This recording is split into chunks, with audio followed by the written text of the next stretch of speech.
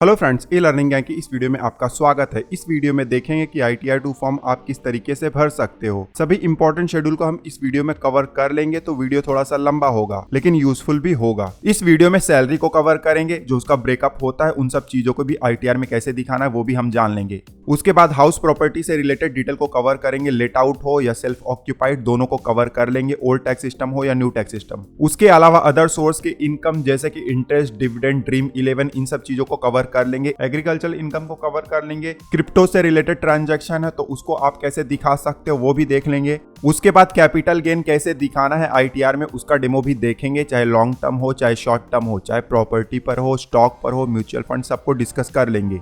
काफी लोग कमेंट कर रहे थे कि डेप्ट म्यूचुअल फंड का शॉर्ट टर्म कैपिटल गेन किस तरीके से ITR 2 में दिखाना है, तो उसको भी डिस्कस कर लेंगे। पिछले साल का लॉस कैसे कैरी फॉरवर्ड करना है, यही साल का आपको फ्यूचर में कैरी फॉरवर्ड करना है तो कैसे होगा वो भी बताऊंगा। पेमेंट का एंट्री कैसे करना है और डिडक्शन अगर होगा तो वो कैसे आप दिखा सकते हो, आपको इस वीडियो में पता चल जाएगा। ओल्ड टैक्स सिस्टम आप चुनते हो या न्यू टैक्स सिस्टम, दोनों को हम इस वीडियो में कवर कर लेंगे, क्योंकि दोनों के लिए अगर सेपरेट वीडियो बनाएंगे तो बहुत ही लंबा वीडियो हो जाएगा और वो पॉसिबल भी नहीं है। तो वीडियो को आपको पूरा देखना है, ध्यान से देखना है। ITR 2 में क्या होता है कि बहुत सारे शेड्यूल होते हैं, वो एक दूसरे से लिंक होते हैं। एक जगह पर आप गलती कर देते हो तो उसका इफेक्ट कई जगह पर दिखाई दे जाता है और एरर आता है, तो कहीं पर भी गलत नहीं होना चाहिए। उस हिसाब से हम इस डेमो को बनाने वाले हैं, तो वीडियो को आप पूरा देखिएगा। उसके अलावा ITR 2 का लर्निंग वीडियो हमारे वेबसाइट पर जल्दी अवेलेबल हो जाएगा, जहां पर कैलकुलेशन से लेकर ITR फाइलिंग को और डिटेल में हम एक्सप्लोर करेंगे। उसके अलावा बिगिनर के लिए इनकम टैक्स, GST, TDS हो गया, PF and ESIC हो गया या दूसरे कोई भी एक्ट हो, उनके वीडियोस भी हम जल्दी लेकर आने वाले हैं फ्यूचर में। तो आप अगर सीखना चाहते हो तो नीचे डिस्क्रिप्शन में व्हाट्सएप नंबर दिया गया है, उस पर आप मैसेज कर सकते हो, आपको फ्यूचर में इंफॉर्मेशन दे दिया जाएगा। तो फिलहाल आपका जो भी इंफॉर्मेशन है आप एक जगह पर एक्सेल शीट में इस तरीके से नोट डाउन करके रख लो। उसके बाद आपको इनकम टैक्स का पोर्टल ओपन कर लेना है। इनकम टैक्स का पोर्टल ओपन कर लो तो लॉगिन का बटन दिखाई दे जाता है, इस पर क्लिक कर लो। पैन कार्ड और पासवर्ड का इस्तेमाल करके जल्दी से आप लॉगिन कर लो। लॉगिन करते ही ITR फाइल करने का पेज आ जाता है, लेकिन ITR फाइल करने से पहले कुछ इंपॉर्टेंट पॉइंट्स होते हैं जिनका हमें ध्यान देना होता है। अब वो कौन से पॉइंट है जानने के लिए हम डैशबोर्ड पर जाएंगे। जब डैशबोर्ड पर आ जाते हो तो सबसे पहले तो यहाँ पर आपको AIS का बटन दिखाई दे जाता है, इस पर क्लिक कर लो। क्लिक करके आपको आपके इनकम का डिटेल, चाहे वो सैलरी का हो या शेयर मार्केट से रिलेटेड हो, अदर सोर्स का हो या ऑनलाइन गेमिंग से हो या दूसरा कोई भी इनकम जो आपके केस में है, आपको चेक कर लेना है कि AIS में क्या क्या दिखाई दे रहा है। एक चीज का ध्यान देना है, एक ही पर्सन को ये सारा इनकम हो, ऐसा बहुत ही रेयर केसेस में होता है। तो डेमो बनाने के पर्पज से हम अलग अलग अकाउंट यूज कर सकते हैं ताकि आपको समझने में आसानी हो। तो अगर आपको इसी वीडियो में अलग अलग नाम दिखाई दे जाए, अलग अलग अमाउंट दिखाई दे जाए, तो आपको कंफ्यूज नहीं होना है। आपको वो सब देखना ही नहीं है, क्योंकि डेटा तो आपका खुद का होगा। आपको क्या देखना है, प्रोसेस किस तरीके से ITR हम भर रहे हैं वो आपको देखना है, स्टेप्स क्या लेते हैं वो आपको देखना है, ठीक है। तो AIS आप जरूर चेक कर लीजिएगा, फिर आपके पास जो इनकम डिटेल है उसको क्रॉस वेरीफाई कर लीजिएगा, ठीक है। AIS एक बार चेक कर लो तो उसके बाद आपको 26AS चेक करना है। 26AS के लिए आपको ई फाइल में जाना है, यहाँ पर इनकम टैक्स रिटर्न्स है और उसके बाद यहाँ पर व्यू फॉर्म 26AS है, इस पर क्लिक करना है। 26AS में जाकर आपको चेक करना है कि आपके TDS का पूरा अमाउंट रिफ्लेक्ट हो रहा है। इनकेस अगर आपने इनकम टैक्स पेमेंट किया हुआ है तो 26AS में नहीं चेक करना है, तब आपको AIS में ही चेक करना है। AIS 26AS के बाद यहाँ पर आपको बैंक अकाउंट दिखाई दे रहा है, अपडेट का बटन है, इस पर क्लिक कर दो। अगर यहाँ पर आपको बैंक अकाउंट का ऑप्शन नहीं दिखाई देगा तब आपको ऊपर यहाँ आपका नाम दिखाई दे रहा होगा, इस पर क्लिक करना है। यहाँ पर माय प्रोफाइल है, इस पर क्लिक करना है। अब इस तरीके से पेज आ जाएगा। यहाँ पर माय बैंक अकाउंट का ऑप्शन आपको दिखाई दे जाता है, इस पर क्लिक कर देना है। जब क्लिक करोगे तो इस तरीके से पेज आ जाएगा। हमारे केस में आप देख सकते हो बहुत सारे बैंक अकाउंट लिंक हैं और लिंक होने के साथ साथ ये प्री वैलिडेटेड भी हैं, ठीक है। तो आपके केस में भी बैंक अकाउंट लिंक और वैलिडेटेड होना चाहिए। कम से कम एक बैंक अकाउंट तो आपका वैलिडेटेड होना ही चाहिए, और रिफंड है तब तो वैलिडेटेड बैंक अकाउंट में ही रिफंड आता है। देखिए यहाँ पर लिखा गया कि एलिजिबल फॉर रिफंड। अगर नहीं लिंक है तो कैसे किया जा सकता है, उसका वीडियो ऑलरेडी हमने बनाया हुआ, लिंक आपको नीचे डिस्क्रिप्शन में मिल जाएगा, चेकआउट कर लीजिएगा। अब बैंक अकाउंट चेक कर लिया आपने तो उसके बाद कॉन्टैक्ट डिटेल्स है, यहाँ पर अपडेट का बटन है, आपको ये चेक करना है कि आपका मोबाइल नंबर ईमेल आईडी सही तरीके से लिंक है। जो active mobile number email ID होगा वही लिंक होना चाहिए, क्योंकि बहुत बार क्या होता है कुछ भी मिस्टेक हो जाता है तो इनकम टैक्स डिपार्टमेंट हमें अपॉर्चुनिटी देता है कि उसको सही किया जा सके। बट अगर आपका mobile number email ID up to date नहीं होगा तो वो अपॉर्चुनिटी आप मिस कर जाओगे और फ्यूचर में फिर नोटिस आएगा। तो ये सारे पॉइंट्स को आपको ध्यान में रख लेना है। सब कुछ अगर सही है, अप टू डेट है, तब आपको इनकम टैक्स रिटर्न फाइल करने के लिए आगे बढ़ना है। इनकम टैक्स रिटर्न फाइल करने के लिए आपको होम पेज पर ही देखिए यहाँ पर फाइल नाउ का बटन दिखाई दे जाता है, इस पर क्लिक कर दो। असेसमेंट ईयर सेलेक्ट करने का पेज आ जाता है। Current assessment year automatically selected है, अगर नहीं होगा तो सिलेक्ट कर लीजिएगा, ठीक है। उसके बाद मोड ऑफ फाइलिंग में ऑनलाइन आपको सिलेक्ट करना है और फिर कंटिन्यू पर क्लिक करना है। इस तरीके से पेज आ जाएगा। यहाँ स्टार्ट न्यू फाइलिंग का बटन है, इस पर क्लिक करना है। अब इस तरीके से पेज आ जाता है। यहाँ पर एसएससी आपको सिलेक्ट कर लेना है। इंडिविजुअल ऑटोमेटिकली सिलेक्टेड है, नहीं होगा तो कर लीजिएगा, ठीक है। उसके बाद नीचे कंटिन्यू का बटन है, क्लिक कर दो। आईटीआर फॉर्म सेलेक्ट करने का पेज आ गया है। आईटीआर 2 हम सेलेक्ट कर लेंगे। उसके बाद नीचे प्रोसीड विथ आईटीआर 2 का बटन है, क्लिक कर देंगे। इस तरीके से पॉपअप आ जाता है। ओके पर क्लिक करेंगे, फिर लेट्स गेट स्टार्टेड पर क्लिक करेंगे। अब यहाँ पर रीज़न हमें देना होता है कि क्यों हम आईटीआर फाइल कर रहे हैं। हमारा जो इनकम है वो बेसिक एग्जेम्पशन लिमिट से ज़्यादा है, तो हमारे केस में पहला वाला रीज़न एप्लीकेबल है। आप चेकआउट कर लीजिएगा, जो भी रीज़न आपके लिए एप्लीकेबल होगा उसको आप सेलेक्ट कर लीजिएगा और उसके बाद कंटिन्यू का बटन है, क्लिक कर देना है। अब इस तरीके से शेड्यूल सेलेक्ट करने का पेज आ गया है। जो भी इंपॉर्टेंट शेड्यूल आपके लिए एप्लीकेबल होगा उसके सामने के चेकबॉक्स पर आपको क्लिक कर देना है। जैसे कि हमारे केस में सैलरी है, हाउस प्रॉपर्टी है, कैपिटल गेन है। शेड्यूल 112A ये भी सिलेक्ट कर लेना है लॉन्ग टर्म कैपिटल गेन का। शेड्यूल VDA है, अदर सोर्स है, शेड्यूल SI है। उसके बाद एग्जेम्प्ट इनकम का भी शेड्यूल है, इसको भी सिलेक्ट कर लेते हैं। तो जो भी आपके लिए एप्लीकेबल होगा आप देख लीजिएगा, उसको सिलेक्ट कर लीजिएगा, ठीक है। तो सारा शेड्यूल जो हमारे लिए इंपॉर्टेंट था उनको हमने सिलेक्ट कर लिया हुआ है। अब नीचे कंटिन्यू का बटन है, क्लिक कर देना है। कंटिन्यू पर क्लिक करोगे तो कुछ सवाल पूछे जाते हैं और वो सवाल आगे आपको शेड्यूल समरी में भी दिखाई दे जाते हैं, तो हम स्किप कर देते हैं, ठीक है। स्किप क्वेश्चंस पर क्लिक करेंगे। अब इस तरीके से पॉपअप आ गया है। यहाँ पर लिखा गया कि बहुत सारा डिटेल आपका प्रीफिल्ड आएगा। अब भले प्रीफिल्ड डेटा आता है लेकिन उसको वेरीफाई हमें जरूर करना है, ठीक है। ओके पर क्लिक कर देंगे। अब इस तरीके से रिटर्न समरी आ जाता है। यहाँ पर आप देख सकते हो जो भी शेड्यूल हमने सेलेक्ट किया हुआ था सारा कुछ यहाँ पर दिखाई दे रहा है। अब यहाँ पर मान लो कोई ऐसा शेड्यूल है जो कि आपको चाहिए था लेकिन आप ऐड करना भूल गए, या कोई ऐसा शेड्यूल है जो आपको नहीं चाहिए था लेकिन ऐड हो गया है, तो ऐड करने के लिए या हटाने के लिए नीचे यहाँ पर देखिए ऐड मोर शेड्यूल का आपको बटन दिखाई देता है, क्लिक कर दो। हमारे केस में 2 शेड्यूल ऐसे ऐड हो गए हैं जो हमें नहीं चाहिए थे, तो हम उनको जाकर अनचेक कर देंगे। आपको कोई ऐड करना होगा तो वो शेड्यूल आप सिलेक्ट कर लीजिएगा, ठीक है। जब ऐड या डिलीट कर दो तो नीचे कंटिन्यू का बटन है, क्लिक कर दो। फिर स्किप क्वेश्चंस पर क्लिक कर दो और यहाँ पर शेड्यूल समरी आपका आ जाता है। अब इन शेड्यूल को हम 1 बाय 1 भरेंगे। सबसे पहले पार्ट ए जनरल इंफॉर्मेशन का आपको रो दिखाई दे जाता है, इस पर क्लिक करना है। सबसे पहला रो पर्सनल इन्फॉर्मेशन का है, इस पर क्लिक करोगे तो आपका बेसिक डिटेल दिखाई दे जाएगा। मैं नहीं क्लिक कर रहा हूं क्योंकि क्लिक कर दूंगा सारा इन्फॉर्मेशन ब्लर करना पड़ता है। वैसे भी यहाँ पर आप कुछ एडिट नहीं कर सकते हो, ठीक है।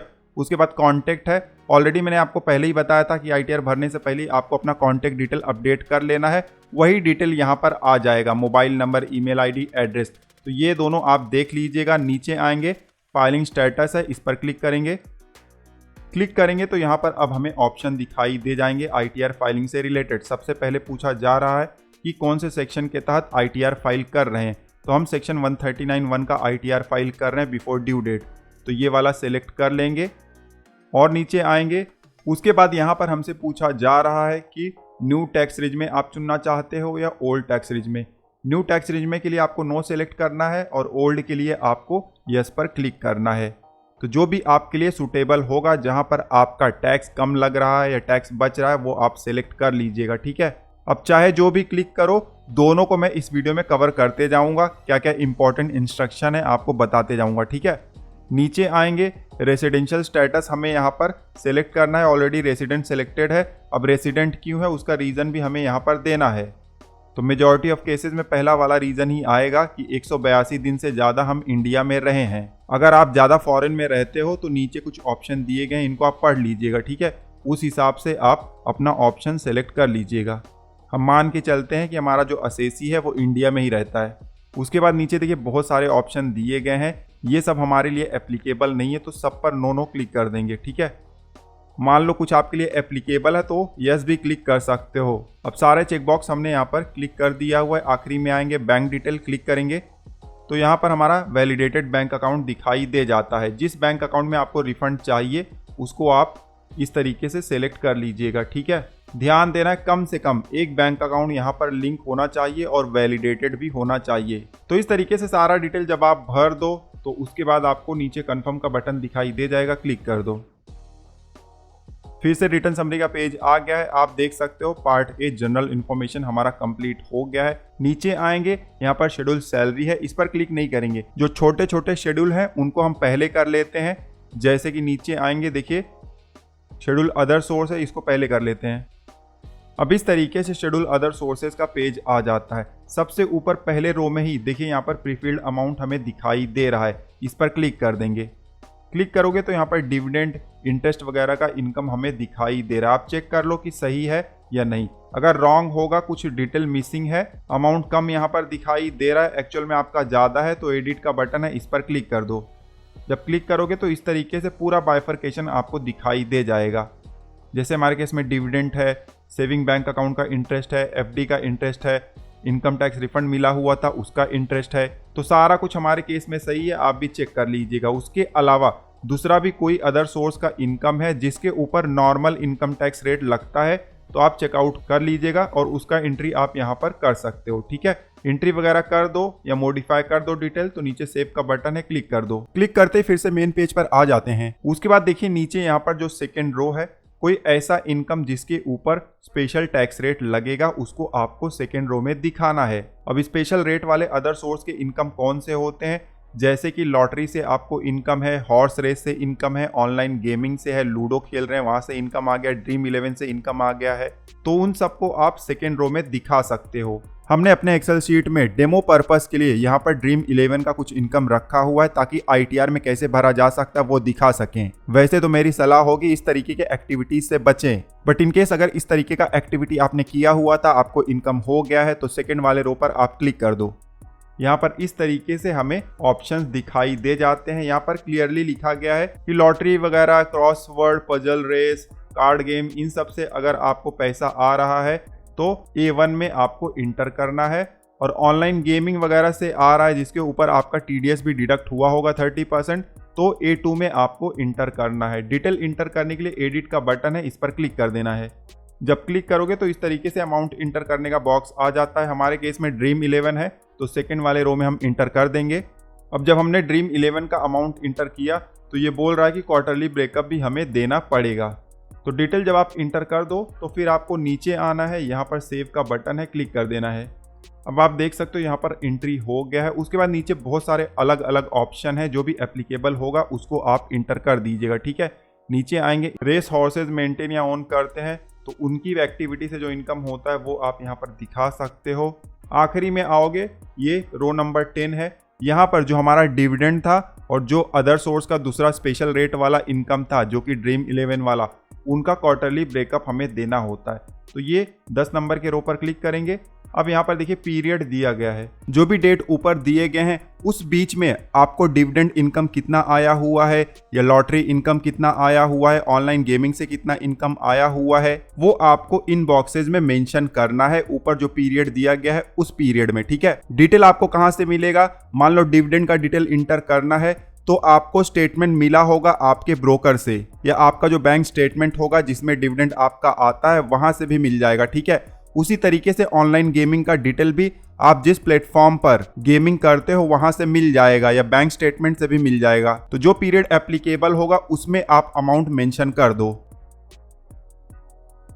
तो इस तरीके से पूरा डिटेल हमने भर दिया हुआ है। अब नीचे आएंगे, यहाँ पर कंफर्म का बटन है, इस पर क्लिक कर देंगे। शेड्यूल समरी के पेज पर आ गए हैं। जो हमारा अदर सोर्स का शेड्यूल था वो भी हमारा कंप्लीट हो गया है। अब नीचे आएंगे, यहाँ पर शेड्यूल एग्जेम्प्ट इनकम है, इस पर क्लिक करेंगे। अब इस तरीके से शेड्यूल एग्जेम्प्ट इनकम का पेज आ जाता है। जो भी एग्जेम्प्ट इनकम आपके केस में होगा उसको आप यहाँ पर दिखा सकते हो। हमारे केस में एग्रीकल्चर इनकम है और इसका डिटेल इंटर करने के लिए सेकेंड रो पर क्लिक करेंगे। अब यहाँ पर जो ग्रॉस एग्रीकल्चर रिसिप्ट हमें मिला हुआ है वो अमाउंट इंटर करेंगे। ये सब आपको कैलकुलेट करके पहले से ही रखना है, ठीक है। फिर एक्सपेंडिचर जो होगा, और उसके बाद अगर पिछले असेसमेंट ईयर का कुछ अनएब्सॉर्ब्ड एग्रीकल्चर लॉस, मतलब कोई लॉस था जो आपने यूज़ नहीं किया हुआ था, तो इस साल यूज़ कर सकते हो, ठीक है। हमारे केस में मान लेते हैं नहीं है कुछ भी, ठीक है। तो अब इतना हमें गेन हो रहा है। वैसे तो ये एग्जेम्प्ट इनकम है, इसके ऊपर टैक्स नहीं लगता है, लेकिन ध्यान दीजिएगा ये जो अमाउंट है उसका इस्तेमाल आपका स्लैब रेट डिसाइड करने में होता है, जिसकी वजह से आपको एक्चुअल में टैक्स लग ही जाता है। अब एग्रीकल्चर इनकम भी हमारा हो गया है। उसके बाद नीचे आएंगे, दूसरा भी कुछ अगर आपको एग्जेम्प्ट इनकम है तो आप यहाँ पर इंटर कर सकते हो। देखिए यहाँ पर 3 नंबर वाला रो है अदर एग्जेम्प्ट इनकम, इस पर क्लिक करो, ऐड अनदर पर क्लिक करो। यहाँ पर आपको बहुत सारे ऑप्शन मिल जाते हैं एग्जेम्प्ट इनकम वाले। अगर गिफ्ट वगैरह आपको मिला हुआ है जो कि एग्जेम्प्ट है, रिलेटिव से मिला हुआ है, घर में किसी से मिला हुआ है, तो उसको आपको यहाँ पर ही दिखाना है। एनी अदर सेलेक्ट कर लो, यहाँ पर लिख दो कि गिफ्ट किससे मिला हुआ है, अमाउंट इंटर कर दो, ठीक है। और उसके बाद सेव का बटन है, क्लिक कर दो। उसी तरीके से बहुत सारे ऑप्शन है जो भी एप्लीकेबल होगा आप इंटर कर सकते हो। जैसे कि आपको देखिए इंश्योरेंस पॉलिसी का मिला हुआ है या प्रोविडेंट फंड का मिला हुआ है, तो वो सब आप यहाँ पर दिखा सकते हो। हमारे केस में दूसरा कुछ भी नहीं है, बैक पर क्लिक करेंगे, ठीक है। एग्रीकल्चर इनकम हमने दिखा दिया हुआ है। अब नीचे कन्फर्म का बटन है, इस पर क्लिक कर देंगे। फिर से रिटर्न समरी के पेज पर आ जाते हैं। हमारा शेड्यूल ईआई भी कंप्लीट हो गया है। उसके बाद ऊपर जाएंगे, यहाँ पर शेड्यूल हाउस प्रॉपर्टी है, इस पर क्लिक करेंगे। अब इस तरीके से पेज आ जाता है। हमने देखिए यहाँ पर कुछ डेमो के लिए बनाया हुआ है, सेल्फ ऑक्यूपाइड के लिए भी बनाया हुआ है, और रेंट पर अगर दिया हुआ है तो उसके लिए भी बनाया हुआ है। अब यहाँ पर 2 चीज़ आपको समझना है। लेट आउट प्रॉपर्टी है तो भले आपने ओल्ड टैक्स रिज में चुना हुआ है या न्यू, दोनों के लिए ये एप्लीकेबल होगा। सारा बेनिफिट आपको मिलेगा ओल्ड में भी और न्यू में भी। बट अगर सेल्फ ऑक्यूपाइड है तो क्या होगा कि ओल्ड में आपको बेनिफिट मिल जाएगा, 2 लाख तक का इंटरेस्ट आप क्लेम कर सकते हो अगर आपने होम लोन लिया हुआ है तो। बट अगर न्यू टैक्स सिस्टम आपने चुना हुआ है तब सेल्फ ऑक्यूपाइड का जो होम लोन का इंटरेस्ट होगा उसका इस्तेमाल आप नहीं कर सकते हो, ठीक है। तो ये इंस्ट्रक्शन आप ध्यान में रखिएगा। अब डिटेल कैसे भरना है जल्दी से वो भी बता देता हूँ।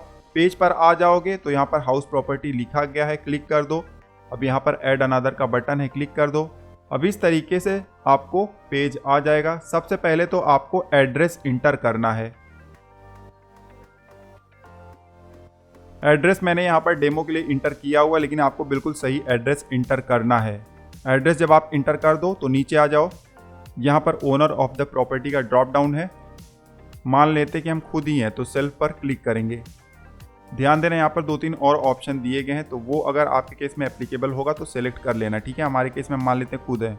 उसके बाद नीचे हमसे पूछा जा रहा है कि प्रॉपर्टी को ओन्ड है, तो ड्रॉप डाउन पर क्लिक करोगे तो यस या नो का ऑप्शन आता है। यस पर क्लिक कर सकते हो अगर को ओन्ड है। कुछ लोग हस्बैंड वाइफ मिलकर लेते हैं, कुछ लोग भाई भाई लेते हैं, तो उस तरीके का अगर कुछ सीन है तो यस पर क्लिक करना है। अगर को ओन्ड नहीं है तो नो पर क्लिक करना है। मान लेते हैं कि हमारे केस में नहीं है। अगर यस पर क्लिक करोगे तो आपको दूसरा जो को ओनर है उसका भी डिटेल इंटर करना पड़ेगा, ठीक है।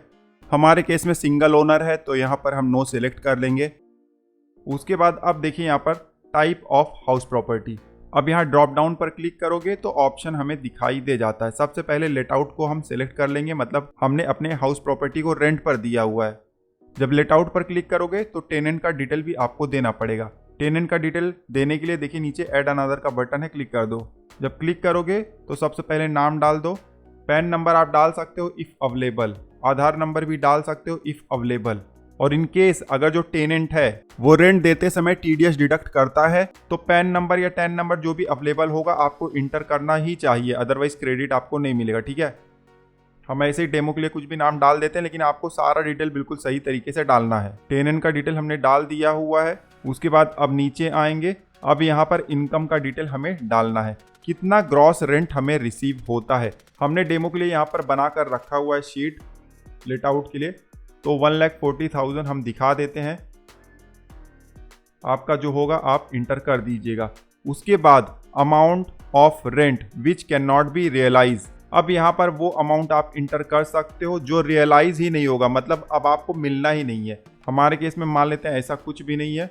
उसके बाद लोकल अथॉरिटी को हमने जो टैक्स पे किया हुआ है उसका अमाउंट हमें इंटर करना है, जिसको प्रॉपर्टी टैक्स भी हम बोलते हैं। अब डिटेल हमने इंटर कर दिया हुआ है। जो भी हमारा रेंटल इनकम था उसमें से जो प्रॉपर्टी टैक्स वगैरह था वो माइनस हो गया है। अब ये जो अमाउंट बचा हुआ है इसमें से 30% का स्टैंडर्ड डिडक्शन हमें डायरेक्टली मिल जाता है।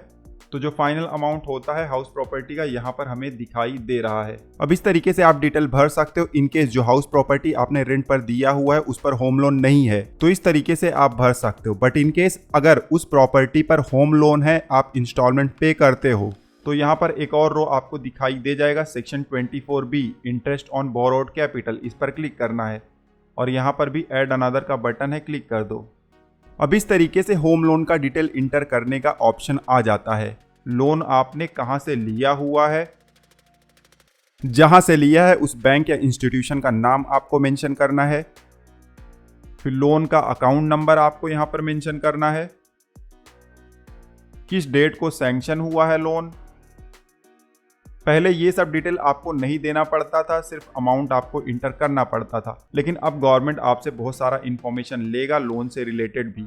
डेट ऑफ सैंक्शन जब आप मेंशन कर दो तो उसके बाद कितने अमाउंट का आपने लोन लिया हुआ था, ऐसे ही सारा डिटेल हम डेमो वाला डाल रहे हैं, ठीक है, लेकिन आपको बिल्कुल सही डिटेल इंटर करना है। तो टोटल इतना लोन हमने लिया हुआ था, अब आउटस्टैंडिंग कितना है। जैसे हम असेसमेंट ईयर 2025-26 का ITR भर रहे हैं तो 31 मार्च 2025 तक कितना लोन आउटस्टैंडिंग है वो भी आपको यहाँ पर मेंशन करना है। अब आउटस्टैंडिंग अमाउंट हमने डाल दिया, उसके बाद कितना इंटरेस्ट हमने पूरे साल भर में दिया हुआ है। ध्यान देना, इंटरेस्ट के अमाउंट का यहाँ पर कोई भी लिमिट नहीं है। अगर प्रॉपर्टी लेट आउट है तो जितना भी आपका इंटरेस्ट हो आप यहाँ पर मेंशन कर सकते हो। जैसे कि सेल्फ ऑक्यूपाइड में देखिए 2 लाख का लिमिट है, यहाँ पर ऐसा कुछ नहीं है। हमारे केस में तो 90,000 था तो उसको हमने इंटर कर दिया हुआ है। अब नीचे आएंगे तो यहाँ पर ऑटोमेटिक कैलकुलेशन हो जाता है और बैलेंस अमाउंट जो हाउस प्रॉपर्टी का इनकम है जिसके ऊपर इनकम टैक्स लग सकता है वो हमें दिखाई दे रहा है। अब ओल्ड टैक्स सिस्टम हो या new tax system, let out property का इस तरीके से ही इनकम डिटेल भरना है। लेट आउट के बाद एक और ऑप्शन आता है टाइप ऑफ हाउस प्रॉपर्टी में सेल्फ ऑक्यूपाइड का। अब टाइप ऑफ हाउस प्रॉपर्टी में सेल्फ ऑक्यूपाइड आप सिलेक्ट करोगे तो आपको देखना है कि आपने ओल्ड टैक्स सिस्टम चुना हुआ है या न्यू टैक्स सिस्टम आपने चुना हुआ है तब तो आपको कुछ भी यहाँ पर नहीं भरना है, कोई बेनिफिट नहीं मिलने वाला है होम लोन के इंटरेस्ट का। बट अगर ओल्ड टैक्स सिस्टम आपने चुना हुआ है तो सेक्शन 24B के रो पर क्लिक करके होम लोन का इंटरेस्ट क्लेम कर सकते हो। अभी लेट आउट में जिस तरीके से हमने भरा हुआ था सारा डिटेल उसी तरीके से आपको भरना है। यहाँ पर सिर्फ एक ही चेंज है कि इंटरेस्ट का मैक्सिमम अमाउंट आप 2 लाख तक ही क्लेम कर सकते हो। तो लेट आउट हो या सेल्फ ऑक्यूपाइड सारा कुछ मैंने आपको यहाँ पर बता दिया हुआ है, जो भी एप्लीकेबल होगा डिटेल आप भर दो। अब सारा डिटेल जब आप भर दो तो नीचे यहाँ सेव का बटन है, क्लिक कर दो। क्लिक करते फिर से मेन पेज पर आ जाते हैं। हाउस प्रॉपर्टी के रो पर क्लिक करोगे तो सारा डिटेल यहाँ पर आपको दिखाई दे जाएगा जो अभी आपने भरा हुआ था। अगर आपके पास एक से ज़्यादा प्रॉपर्टी है तो नीचे ऐड अनदर का बटन है, क्लिक करके उसका डिटेल भी आप भर सकते हो। ठीक है, हमारे केस में मान लेते हैं एक ही था। डिटेल भर दो तो नीचे कन्फर्म का बटन है, क्लिक कर दो। और फिर से रिटर्न समरी के पेज पर आ जाते हैं। शेड्यूल हाउस प्रॉपर्टी भी हमारा कंप्लीट हो गया है। अब नीचे आएंगे, यहाँ पर शेड्यूल VDA है, इस पर क्लिक करेंगे। पॉपअप आ गया है, ओके पर क्लिक करेंगे। शेड्यूल VDA मतलब वर्चुअल डिजिटल असेट। क्रिप्टो वगैरह से रिलेटेड अगर आपने ट्रांजैक्शन किया हुआ है, प्रॉफिट हुआ है तो उसको आपको यहाँ पर दिखाना है। हमने देखिए डेमो के लिए कुछ बनाकर रखा हुआ है। मान लो हमारा ये ट्रांजैक्शन है, इसको कैसे दिखाना है, ऐड अनदर पर क्लिक करेंगे। अब इस तरीके से हमें पेज दिखाई दे जाता है। तो सबसे पहले किस तारीख को हमने वो डिजिटल असेट्स एक्वायर किया हुआ था वो बताना है, और उसके बाद किस तारीख को हमने ट्रांसफर किया हुआ है, मतलब सेल किया हुआ है। तो इस तरीके से डेट आपको मेंशन कर देना है। यहाँ पर ऑटोमेटिकली कैपिटल गेन आ गया है। कितने में हमने खरीदा हुआ था वो अमाउंट इंटर करना है। मान लो हमने 45,000 में खरीदा। उसके बाद कितने में हमने सेल किया हुआ था, सेल किया हमने 50,000 में। ठीक है, तो यहाँ पर आप देख सकते हो इनकम हमें 5,000 का हुआ है और यहाँ पर वो दिखाई दे गया है। वैसे तो हमें एक्सपेंसेस भी हुआ था 5,000 का, तो हमारा एक्चुअल में प्रॉफिट 0 है, लेकिन एक्सपेंसेस हम क्लेम नहीं कर सकते हैं वर्चुअल डिजिटल असेट्स के केस में। तो अब हमें 5,000 का जो प्रॉफिट हुआ है उस पर टैक्स देना ही देना होगा। ठीक है, तो इस तरीके से ये काम करता है। डिटेल भर दो, नीचे सेव का बटन है, क्लिक कर दो। अब दूसरा ट्रांजैक्शन भी हमने किया हुआ है तो उसके लिए ऐड अनदर पर क्लिक करेंगे और फिर से पहले डेट ऑफ एक्विजिशन और डेट ऑफ ट्रांसफर हम मेंशन कर देंगे। अब कॉस्ट ऑफ एक्विजिशन इंटर करेंगे जो कि 2.5 लाख का है, और कंसिडरेशन रिसीव्ड जो कि 2 लाख का है। तो इस केस में देखिए हमें 50,000 का लॉस हुआ है, बट इनकम टैक्स के हिसाब से अब ये लॉस माना नहीं जाएगा। तो यहाँ पर नो प्रॉफिट नो लॉस हमें दिखाई दे रहा है। जो भी लॉस होता है उसको हम एडजस्ट नहीं कर सकते हैं। इवन जो दूसरा क्रिप्टो ट्रांजैक्शन है उसके अगेंस्ट भी एडजस्ट नहीं कर सकते हैं। तो बहुत ही बड़ा डिसएडवांटेज है। डिटेल इंटर कर दो तो सेव का बटन है, क्लिक कर दो। देखिए हमने अलग अलग तरीके से यहाँ पर डेमो के लिए बनाया हुआ है कि प्रॉफिट अगर होता है तो कैसे आता है, लॉस होता है तो कैसे आता है, कुछ नहीं होता तो कैसे आता है, सब कुछ हमने कवर किया हुआ है। ठीक है, अब जो एक और ट्रांजेक्शन हम यहाँ पर मान लेते हैं कि है एड अनदर पर क्लिक करेंगे, डेट ऑफ एक्विजिशन डालेंगे, डेट ऑफ ट्रांसफर भी डालेंगे। डेट ऑफ एक्विजिशन और डेट ऑफ ट्रांसफर डाल दिया है, यहाँ पर कैपिटल गेन आ गया है। एक चीज का ध्यान देना है, यहाँ पर कोई भी पीरियड हो, आपने देखा होगा 6 महीने हो या 2-3 साल हो, यहाँ पर कैपिटल गेन सिंपल आता है, कोई लॉन्ग टर्म शॉर्ट टर्म कुछ भी नहीं है। ठीक है, सेम उसी तरीके से टैक्स रेट लगेगा, भले आपने 2 साल बाद सेल किया हो या 2 महीने बाद। कॉस्ट ऑफ एक्विजिशन का अमाउंट इंटर कर देंगे और उसके बाद सेल, तो यहाँ पर प्रॉफिट हमें 60,000 हो रहा है। डिटेल इंटर करके नीचे सेव के बटन पर क्लिक कर देंगे। अब आप देख सकते हो 3 एंट्री हमने किया, तीनों यहाँ पर हमें दिखाई दे रहा है। ठीक है, और यहाँ पर टोटल जो प्रॉफिट हुआ है वो 65,000 का हमें दिखाई दे रहा है। एक्चुअल में देखा जाए तो हमें प्रॉफिट 65,000 का नहीं हुआ है, हमें प्रॉफिट हुआ है सिर्फ 7,000 का, लेकिन टैक्स हमें देना पड़ेगा 65,000 पे, क्योंकि पहली बात तो लॉस जो है वो एडजस्ट ही नहीं हुआ, उसके अलावा एक्सपेंसेस हम कंसीडर नहीं कर सकते हैं। तो ये सब दिक्कत है अगर क्रिप्टो से रिलेटेड ट्रांजेक्शन आप करते हो तो। ठीक है, तो कैसे भरना है मैंने आपको बता दिया हुआ है। अगर आपके पास बहुत सारे एंट्रीज हैं तो मैनुअल आपको यहाँ पर डिटेल इंटर करना पड़ेगा। कोई ऑप्शन मिलता ही नहीं है कि CSV फाइल वगैरह आप अपलोड कर दो, जैसे कि कैपिटल गेन में मिलता है, लेकिन यहाँ पर नहीं मिलता। तो इस तरीके से डिटेल भर दो। अब नीचे कन्फर्म का बटन है, क्लिक कर दो। फिर से रिटर्न समरी का पेज आ गया है। शेड्यूल वीडियो भी हमारा कंप्लीट हो गया है। तो जो ऐसे शेड्यूल थे जहां पर ज्यादा टाइम या ज्यादा डिस्कशन नहीं करना था उनको हमने यहाँ पर कवर कर लिया हुआ है। अब जल्दी से ऊपर जाएंगे और शेड्यूल सैलरी है, इस पर क्लिक करेंगे। क्लिक करते शेड्यूल सैलरी का पेज आ गया है। यहाँ पर आप देख सकते हो डेटा प्रीफिल्ड आ गया है। अगर नहीं आया होगा तो भी आप मैनुअल इंटर कर सकते हो। आया होगा या नहीं आया होगा, ऊपर ग्रॉस सैलरी का रो दिखाई दे रहा है, इस पर क्लिक कर देना है। क्लिक करोगे तो यहाँ पर एम्प्लॉयर का डिटेल आ जाता है और उसके अलावा यहाँ पर 10 नंबर, एड्रेस सब कुछ आ जाता है। थोड़ा सा नीचे आएंगे तो यहाँ पर सैलरी का डिटेल भी आ जाता है। सेक्शन 17(1), 17(2), 17(3) जो भी डिटेल आपके कंपनी ने दिया होगा सब कुछ यहाँ पर ऑटोमेटिकली आ जाएगा। देख लेना है सारा डिटेल बिल्कुल सही है या कुछ मॉडिफिकेशन की जरूरत है। अगर कुछ चेंजेस की जरूरत है तो आपको ऊपर जाना है और यहाँ पर एडिट का बटन है, इस पर क्लिक कर देना है। क्लिक करते ही डिटेल इंटर करने का पेज आ जाता है। हो सकता है कि डिटेल प्रीफिल्ड आए, ना प्रीफिल्ड आए तो आप मैनुअल भी इंटर कर सकते हो। सबसे ऊपर एम्प्लॉयर का डिटेल इंटर करना होता है। अगर आपका TDS डिडक्ट हुआ है तो 10 ऑफ एम्प्लॉयर आप कंपलसरी इंटर करिएगा। उसके अलावा नेचर ऑफ एम्प्लॉयर बहुत बार मिसिंग होता है, तो यहाँ पर सिलेक्ट कर लीजिएगा कि आपका जो एम्प्लॉयर है उसका नेचर क्या है, गवर्नमेंट एम्प्लॉयर है, पेंशनर है, प्राइवेट सेक्टर होगा तो अदर सेलेक्ट कर लेना है। ठीक है, जैसे कि हमारे केस में है। उसके बाद एड्रेस वगैरह चेक कर लीजिएगा, फिर नीचे आना है। नीचे आओगे तो सैलरी का डिटेल यहाँ पर आपको दिया गया होता है। सबसे पहले देखिए सैलरी एज पर सेक्शन 17(1) है और यहाँ पर नेचर ऑफ सैलरी का ड्रॉप डाउन है जिसमें बेसिक सैलरी ऑटोमेटिकली सिलेक्टेड था और अमाउंट यहाँ पर ऑटोमेटिकली दिया गया है। अब ये जो अमाउंट है ये टोटल अमाउंट है, बेसिक सैलरी का अमाउंट नहीं है। हमारे फॉर्म 16 में आप देख सकते हो सेक्शन 17(1) का टोटल अमाउंट सेम है, लेकिन जब ब्रेकअप में जाते हैं तो यहाँ पर बेसिक सैलरी का जो अमाउंट है वो अलग है। उसके अलावा सैलरी का ही अलग अलग नेचर यहाँ पर दिया गया है।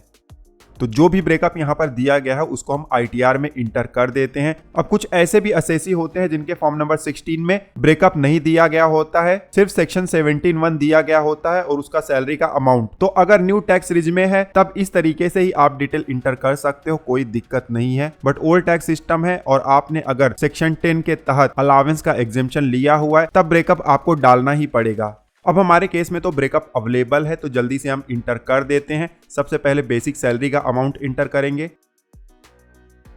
ये सारा डिटेल आपको कंपनी से मिलेगा। ठीक है, उसके बाद DNS अलावेंस है तो हमने ऐड अनदर पर क्लिक किया तो रो ऐड हो गया। अब यहाँ पर DNS अलावेंस सेलेक्ट करेंगे, उसका अमाउंट इंटर करेंगे। ध्यान देना हम यहाँ पर जो भी अमाउंट इंटर कर रहे हैं डेमो है। ठीक है, आपको स्टेप्स पर फोकस करना है, अमाउंट पर फोकस बिल्कुल नहीं करना है। उसके बाद ऐड अनदर पर क्लिक करेंगे तो रो फिर से ऐड हो जाएगा। फॉर्म नंबर 16 में जो ब्रेकअप दिया हुआ है 1 बाय 1 हम यहाँ पर इंटर कर देते हैं।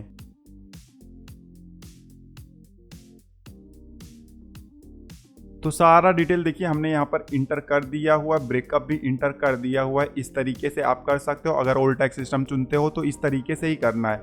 इस तरीके से बाइफर्फिकेशन हमने कर दिया हुआ तो यहाँ पर अमाउंट आ गया है और मैच भी हो रहा है।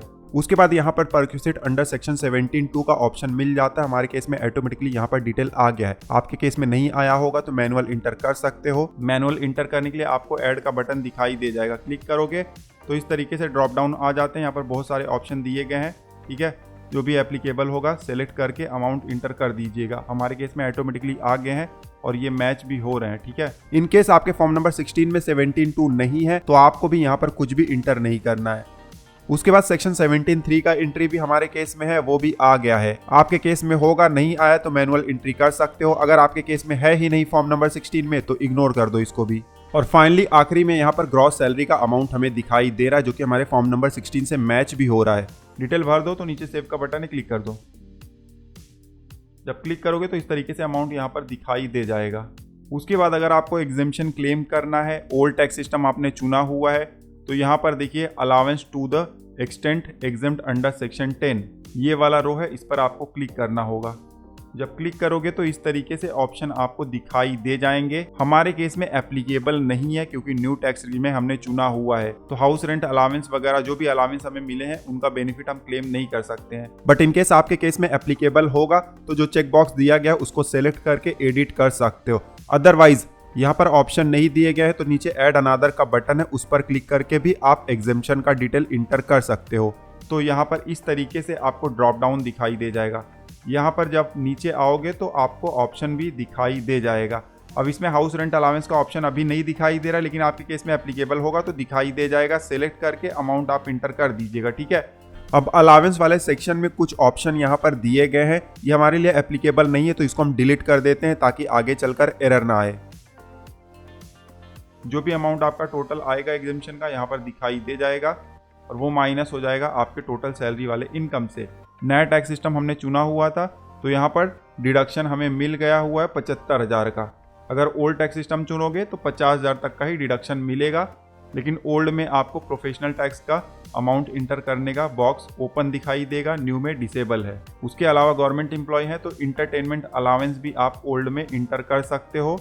तो न्यू और ओल्ड में क्या क्या डिफरेंस था वो मैंने आपको यहाँ पर बता दिया हुआ है। सारा डिटेल जब आप इंटर कर दो तो नीचे कंफर्म का बटन है, क्लिक कर दो। क्लिक करते ही शेड्यूल समरी के पेज पर फिर से आ जाते हैं। ऊपर आएंगे, यहाँ पर आप देख सकते हो कि सैलरी वाला हमारा रो कंप्लीट हो गया है। नीचे आएंगे, डिडक्शन का रो दिखाई देगा, जल्दी से इसको भी कंप्लीट कर देते हैं क्योंकि यहाँ पर ज़्यादा कुछ करने को है नहीं। शेड्यूल 6A हमें दिखाई दे रहा है। शेड्यूल 80D और 80C भी होगा, वो हमारे केस में डिसेबल है क्योंकि हमने न्यू टैक्स सिस्टम चुना हुआ है, लेकिन अगर आपने ओल्ड टैक्स सिस्टम चुना होगा तो वो शायद से इनेबल आपको दिखाई दे जाएगा। पहले आपको मैं यहाँ शेड्यूल 6A में लेकर जाता हूँ। यहाँ पर आप देख सकते हो पार्ट B है, part C, CA and D है। पार्ट B में आपको बहुत सारे डिडक्शन के ऑप्शन मिल जाते हैं। अब हमारे केस में हमने न्यू टैक्स सिस्टम चुना हुआ है तो एडिट डिसेबल है। सिर्फ एक ही ऑप्शन हमारे केस में एप्लीकेबल होगा, ये वाला 80CCD2 contribution to pension scheme of central government by employer. अगर आप एम्प्लॉय हैं तब आपके लिए ये वाला ऑप्शन एप्लीकेबल हो सकता है। हमारे केस में ये भी एप्लीकेबल नहीं है, लेकिन आपके केस में होगा तो यहाँ पर डिटेल आप इंटर कर सकते हो एडिट पर क्लिक करके।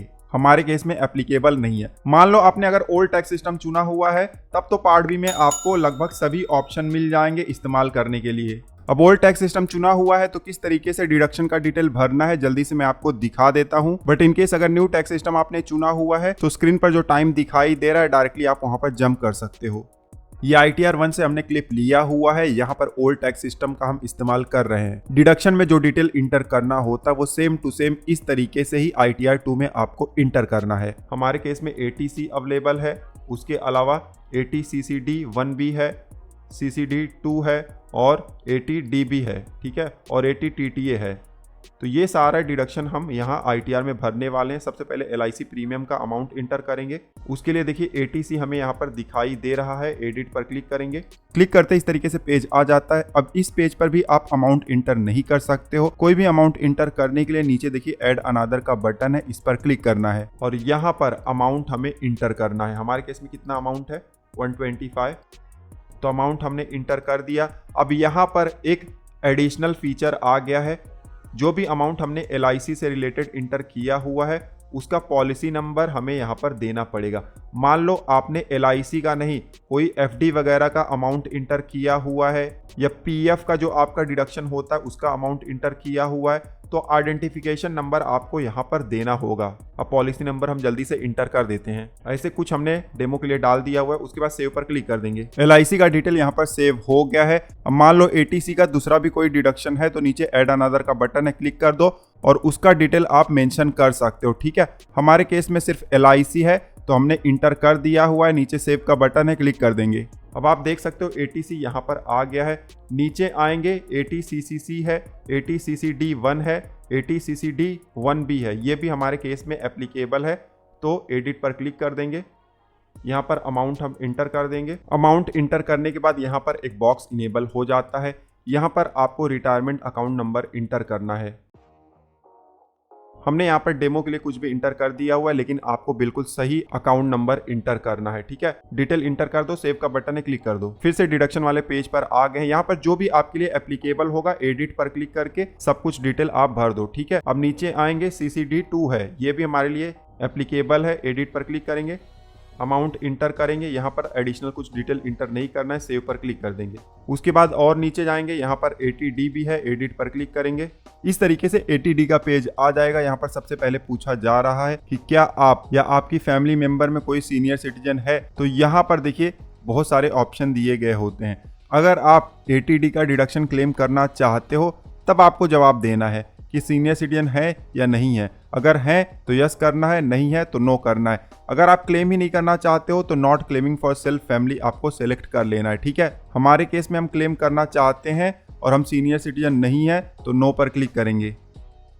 जब नो पर क्लिक करेंगे तो देखिए पिछले सालों में क्या होता था, यहाँ पर अमाउंट इंटर करने का ऑप्शन आ जाता था, लेकिन इस बार नहीं आया क्योंकि इस बार और एक्स्ट्रा डिटेल हमें फीड करना होगा। और वो डिटेल फीड करने के लिए यहाँ नीचे देखिए ऐड अनदर का बटन है, इस पर क्लिक करना है। क्लिक करते इस तरीके से आपको ऑप्शन दिखाई दे जाता है। यहाँ पर आपको इंश्योरेंस कंपनी का नाम इंटर करना है, फिर पॉलिसी नंबर और फिर अमाउंट इंटर करना है। तो सारा डिटेल इंटर करने के बाद आपको सेव के बटन पर क्लिक कर देना है। सेव पर क्लिक करते फिर से ATD का पेज आ जाता है और आप देख सकते हो जो भी डिटेल आपने भरा हुआ था रो ऐड हो गया है। यहाँ पर प्रिवेंटिव हेल्थ चेकअप का भी ऑप्शन आपको मिल जाता है। 5000 तक का आप लिमिट यहाँ पर यूज कर सकते हो। ध्यान देना है जो टोटल अमाउंट होता है नॉन सीनियर सिटीजन वाले केस में वो 25,000 का होता है ATD में, सीनियर सिटीजन है तो 50,000। उसके अलावा देखिए यहाँ पर पेरेंट्स के लिए भी ऑप्शन दिया गया है। हम पेरेंट्स के लिए क्लेम नहीं कर रहे हैं तो इसलिए not claiming for parents select करेंगे। बट अगर आप क्लेम करना चाहते हो तो आपको सवाल का जवाब देना है कि पेरेंट्स सीनियर सिटीजन है या नहीं। अगर हैं तो यस, नहीं है तो नो, और उसके बाद आपको डिटेल भर देना है। अगर सीनियर सिटीजन होते हैं तो देखिए मेडिकल एक्सपेंडिचर का भी ऑप्शन यहाँ पर आपको मिल जाता है। हमारे केस में नहीं है तो not claiming for parents select कर लेंगे। सारा डिटेल जब आप भर दो तो नीचे सेव का बटन है, क्लिक कर दो। फिर से टोटल डिडक्शन के पेज पर आ गए हैं। नीचे आएंगे, ATD भी हमारा कंप्लीट हो गया है और नीचे आएंगे, यहाँ पर सेक्शन 80 TTA है। जो अभी इंटरेस्ट हमने सेविंग बैंक का दिखाया हुआ था उसका बेनिफिट भी हमें मिल जाएगा इस सेक्शन के तहत। यहाँ पर अमाउंट हम मेंशन कर देंगे, जितना अदर सोर्स में हमने दिखाया हुआ था उतना यहाँ पर मेंशन कर देंगे। अमाउंट मेंशन करने के बाद सेव के बटन पर क्लिक कर दो। अब हमने डिडक्शन का सारा डिटेल इंटर कर दिया जो भी हमारे लिए एप्लीकेबल था। आप भी चेकआउट कर लीजिएगा, जो जो आपके लिए एप्लीकेबल होगा उसको आप इंटर कर दीजिएगा। ठीक है, बहुत सारे डिडक्शन यहाँ पर मिल जाते हैं ओल्ड टैक्स सिस्टम में, लेकिन दिक्कत यही है कि अब आपको बहुत सारे डिटेल इंटर करने होंगे। ध्यान दीजिएगा, गलत इंफॉर्मेशन आपको गलती से भी नहीं इंटर करना है, अदरवाइज आपका ITR फंस जाएगा। ऑलरेडी ओल्ड टैक्स सिस्टम आप चुनोगे तो आपका ITR प्रोसेस स्लो होगा, और ऊपर से अगर कुछ मिसमैच या इनकम्प्लीट इंफॉर्मेशन आप डाल देते हो तब तो और स्लो हो जाएगा या रिजेक्ट भी हो सकता है। ठीक है, तो यहाँ पर सही डिटेल आपको इंटर करना है। तो ओल्ड टैक्स सिस्टम अगर आपने चुना हुआ है तो कुछ इंपॉर्टेंट डिडक्शन को किस तरीके से आप ITR 2 में इंटर कर सकते हो मैंने आपको यहाँ पर दिखा दिया हुआ है। हमारे केस में तो न्यू टैक्स सिस्टम है तो यहाँ पर डिडक्शन का बेनिफिट हमें नहीं मिलने वाला है। नीचे आएंगे, कन्फर्म का बटन है, क्लिक कर देंगे। फिर से शेड्यूल समरी का पेज आ जाता है। आप देख सकते हो यहाँ पर शेड्यूल 6A भी हमारा कंप्लीट हो गया है। अगर ATC ATD वगैरह आपने भरा होगा तो वो भी कंप्लीट दिखाई दे जाएगा। उसके बाद नीचे आएंगे, यहाँ पर देखिए टैक्स पेड का रो है। जो भी आपका टीडीएस डिडक्ट हुआ है, इनकम टैक्स आपने पे किया हुआ है, इस रो में आपको दिखाई दे जाएगा। इस पर क्लिक करेंगे, इस तरीके से टैक्स पेड का पेज आ जाता है। अगर सैलरी पर आपका टीडीएस डिडक्ट हुआ है तो उसको चेक करने के लिए पहले रो पर आपको क्लिक करना है। सैलरी के अलावा दूसरा कोई इनकम है, जैसे कि इंटरेस्ट मिला हुआ है, डिविडेंड है, उस पर टीडीएस डिडक्ट हुआ है, तो उसको वेरीफाई करने के लिए सेकंड रो पर क्लिक करना है। जैसे कि मैंने आपको स्टार्टिंग में बताया था, 26 AS आपको चेक कर लेना है। वहां पर अगर टीडीएस अपडेट होगा तो यहाँ पर ऑटोमेटिकली आ जाएगा। मान लो इनकेस यहाँ पर अगर नहीं आया तो मैनुअल भी आप एंट्री कर सकते हो, लेकिन 26 AS में दिखाई देना बेहद जरूरी है। उसके बाद नीचे आएंगे, मान लो कि एडवांस टैक्स या सेल्फ असेसमेंट टैक्स आपने पे किया हुआ है तो उसका डिटेल आपको इस रो में दिखाई दे जाएगा। अगर आपने पे किया हुआ है लेकिन दिखाई नहीं दे रहा है तो मैनुअल भी आप ऐड कर सकते हो। ऐड अनदर का बटन है, इस पर क्लिक करो। यहाँ पर आपको BSR कोड इंटर करना है, डेट ऑफ डिपॉजिट इंटर करना है, serial number of challan inter करना है और अमाउंट इंटर करना है। तो इस तरीके से टीडीएस का डिटेल और जो भी इनकम टैक्स पेमेंट होता है उसका डिटेल आप वेरीफाई कर सकते हो या मैनुअल उसको इंटर भी कर सकते हो। ठीक है, सारा डिटेल चेक कर लो या मॉडिफाई कर लो, तो उसके बाद नीचे कंफर्म का बटन है, क्लिक कर दो। क्लिक करते फिर से शेड्यूल समरी के पेज पर आ गए हैं। टैक्स पेड वाला रो भी हमारा कंप्लीट हो गया है। तो जो छोटे छोटे शेड्यूल थे उनको हमने भर दिया हुआ है। अब कैपिटल गेन किस तरीके से ITR 2 में दिखाना है हम वो देखेंगे। ऊपर जाएंगे, यहाँ पर शेड्यूल कैपिटल गेन्स है, इस पर क्लिक करेंगे। अब इस तरीके से पॉपअप आता है, ओके पर क्लिक कर देंगे। अब इस तरीके से शेड्यूल कैपिटल गेन का पेज आ जाता है। सबसे ऊपर हमें शॉर्ट टर्म कैपिटल गेन्स का रो दिखाई दे रहा है, इस पर हम क्लिक कर देंगे। जब क्लिक करेंगे तो सबसे पहला वाला रो ही है सेल ऑफ लैंड और बिल्डिंग और बोथ, इस पर हम क्लिक कर देंगे। अब यहाँ पर ऐड अनदर का बटन है, इस पर हम क्लिक कर देंगे। सबसे पहले हम लैंड या प्रॉपर्टी जो सेल करते हैं उस पर कैपिटल गेन जो होता है, चाहे शॉर्ट टर्म हो या लॉन्ग टर्म, उसको कवर कर लेते हैं। ठीक है, तो सबसे पहले यहाँ पर शॉर्ट टर्म को कवर करने वाले हैं। जो भी आपने प्रॉपर्टी बेचा हुआ है, लैंड या बिल्डिंग, उसका डेट ऑफ परचेस सबसे पहले आपको यहाँ पर इंटर करना है। Short term capital gain property पर कब होता है? जब आपने प्रॉपर्टी परचेस किया और 24 महीने के अंदर ही उसको सेल भी कर दिया है, तब शॉर्ट टर्म कैपिटल गेन होता है। डेट ऑफ परचेस हमने इंटर कर दिया हुआ है। अब हमें यहाँ पर डेट ऑफ सेल या ट्रांसफर इंटर करना है। तो डेट हमने ऐसे डेमो के लिए सिलेक्ट कर लिया हुआ है। हमने डेमो के लिए यहाँ पर अमाउंट नोट डाउन करके रखा हुआ है। तो सबसे पहले फुल वैल्यू ऑफ कंसिडरेशन, मतलब कितने में हमने बेचा हुआ है, वो अमाउंट हमें इंटर करना है। अब एग्रीमेंट में जो वैल्यू होता है वो हमने इंटर कर दिया। उसके बाद नीचे हमें स्टैंप वैल्यूएशन अथॉरिटी का भी वैल्यू इंटर करना होता है। ये जो प्रॉपर्टी का वैल्यू होता है, मिनिमम उतने अमाउंट के ऊपर आपको स्टैंप ड्यूटी देना ही पड़ता है। हमने मान लिया कि 14,50,000 था। नॉर्मली जो एग्रीमेंट वैल्यू होता है उसको ही फुल वैल्यू ऑफ कंसिडरेशन माना जाता है, बट बहुत सारे केसेस ऐसे भी होते हैं जहां पर एग्रीमेंट वैल्यू कम दिखाया जाता है ताकि स्टैंप ड्यूटी कम भरा जा सके। तो ऐसे केसेस में जो स्टैंप वैल्यूएशन अथॉरिटी का वैल्यू होता है वो भी कंसीडर किया जा सकता है। अब इन दोनों में 10% तक का वेरिएशन अलाउड है। ठीक है, फुल वैल्यू ऑफ कंसिडरेशन का अमाउंट आ गया है। नीचे आएंगे डिडक्शंस अंडर सेक्शन 48। यहाँ पर कॉस्ट ऑफ एक्विजिशन आपको इंटर करना है, कितने में आपने खरीदा हुआ था। डेमो अमाउंट हमने इंटर कर दिया हुआ है और एक्सपेंसेस क्या हुआ है वो भी हम इंटर कर देंगे। ये एक्सपेंसेस रिलेटेड है ट्रांसफर से। जब हम सेल करते हैं तो कुछ एक्सपेंसेस अगर हुआ होता है तो उसको हम माइनस कर सकते हैं। ठीक है, उसके अलावा अगर कोई कॉस्ट ऑफ इम्प्रूवमेंट है तो वो भी आप इंटर कर सकते हो। मान लो कि आपने कोई प्रॉपर्टी खरीदा 12 लाख में, फिर उसके ऊपर कुछ एक्सपेंसेस किया हुआ है, वहां पर आपने कुछ बना दिया हुआ है, तो जो भी खर्चा आपने किया होगा वो अमाउंट भी आप यहां पर ऐड कर सकते हो। हमारे केस में हम मान लेते कि नहीं है तो इसको 0 रहने देंगे। ठीक है, एक्सपेंसेस भी हमने इंटर कर दिया हुआ है। तो नीचे अब टोटल डिडक्शन का अमाउंट आ जाता है। फुल वैल्यू ऑफ कंसिडरेशन में से डिडक्शन माइनस हो गया तो यहाँ पर शॉर्ट टर्म कैपिटल गेन हमें दिखाई दे रहा है। उसके अलावा नीचे एक बॉक्स है सेक्शन 54B का डिडक्शन, अगर अवेलेबल है तो आप अमाउंट इंटर कर सकते हो, नहीं अवेलेबल है तो छोड़ दो। हमारे केस में नहीं अवेलेबल है। अब यहाँ पर शॉर्ट टर्म कैपिटल गेन हमें दिखाई दे रहा है। डिटेल जब आप पूरा इंटर कर दो तो नीचे आपको आना है। यहाँ पर प्रॉपर्टी और बायर से रिलेटेड डिटेल भी आपको इंटर करना होता है। ऐड अनदर का बटन है, क्लिक कर दो। अब यहाँ पर बायर का नाम आपको इंटर करना होगा। हम डेमो के लिए यहाँ पर कुछ भी इंटर करें, लेकिन आपको बिल्कुल सही इंटर करना होगा। उसके अलावा पैन नंबर है तो वो भी इंटर कर दो। अगर टीडीएस आपका डिडक्ट हुआ है तब तो पैन नंबर जरूर इंटर करिएगा। आधार नंबर है तो वो भी इंटर कर दो। परसेंटेज आपको यहाँ पर मेंशन करना है। अगर एक से ज़्यादा बायर हैं तो डिवाइड वगैरह जो भी आपको करना होगा कर दीजिएगा। अगर एक ही है तो 100% आप यहाँ पर मेंशन कर सकते हो। उसके बाद किस अमाउंट में आपने सेल किया हुआ है वो भी आप इंटर कर दो। उसके बाद प्रॉपर्टी का एड्रेस यहाँ पर इंटर कर दो। फिर कंट्री कोड यहाँ पर ऑटोमेटिकली आ गया है। स्टेट यहाँ पर आप सेलेक्ट कर लो। उसके बाद पिन कोड इंटर कर दो।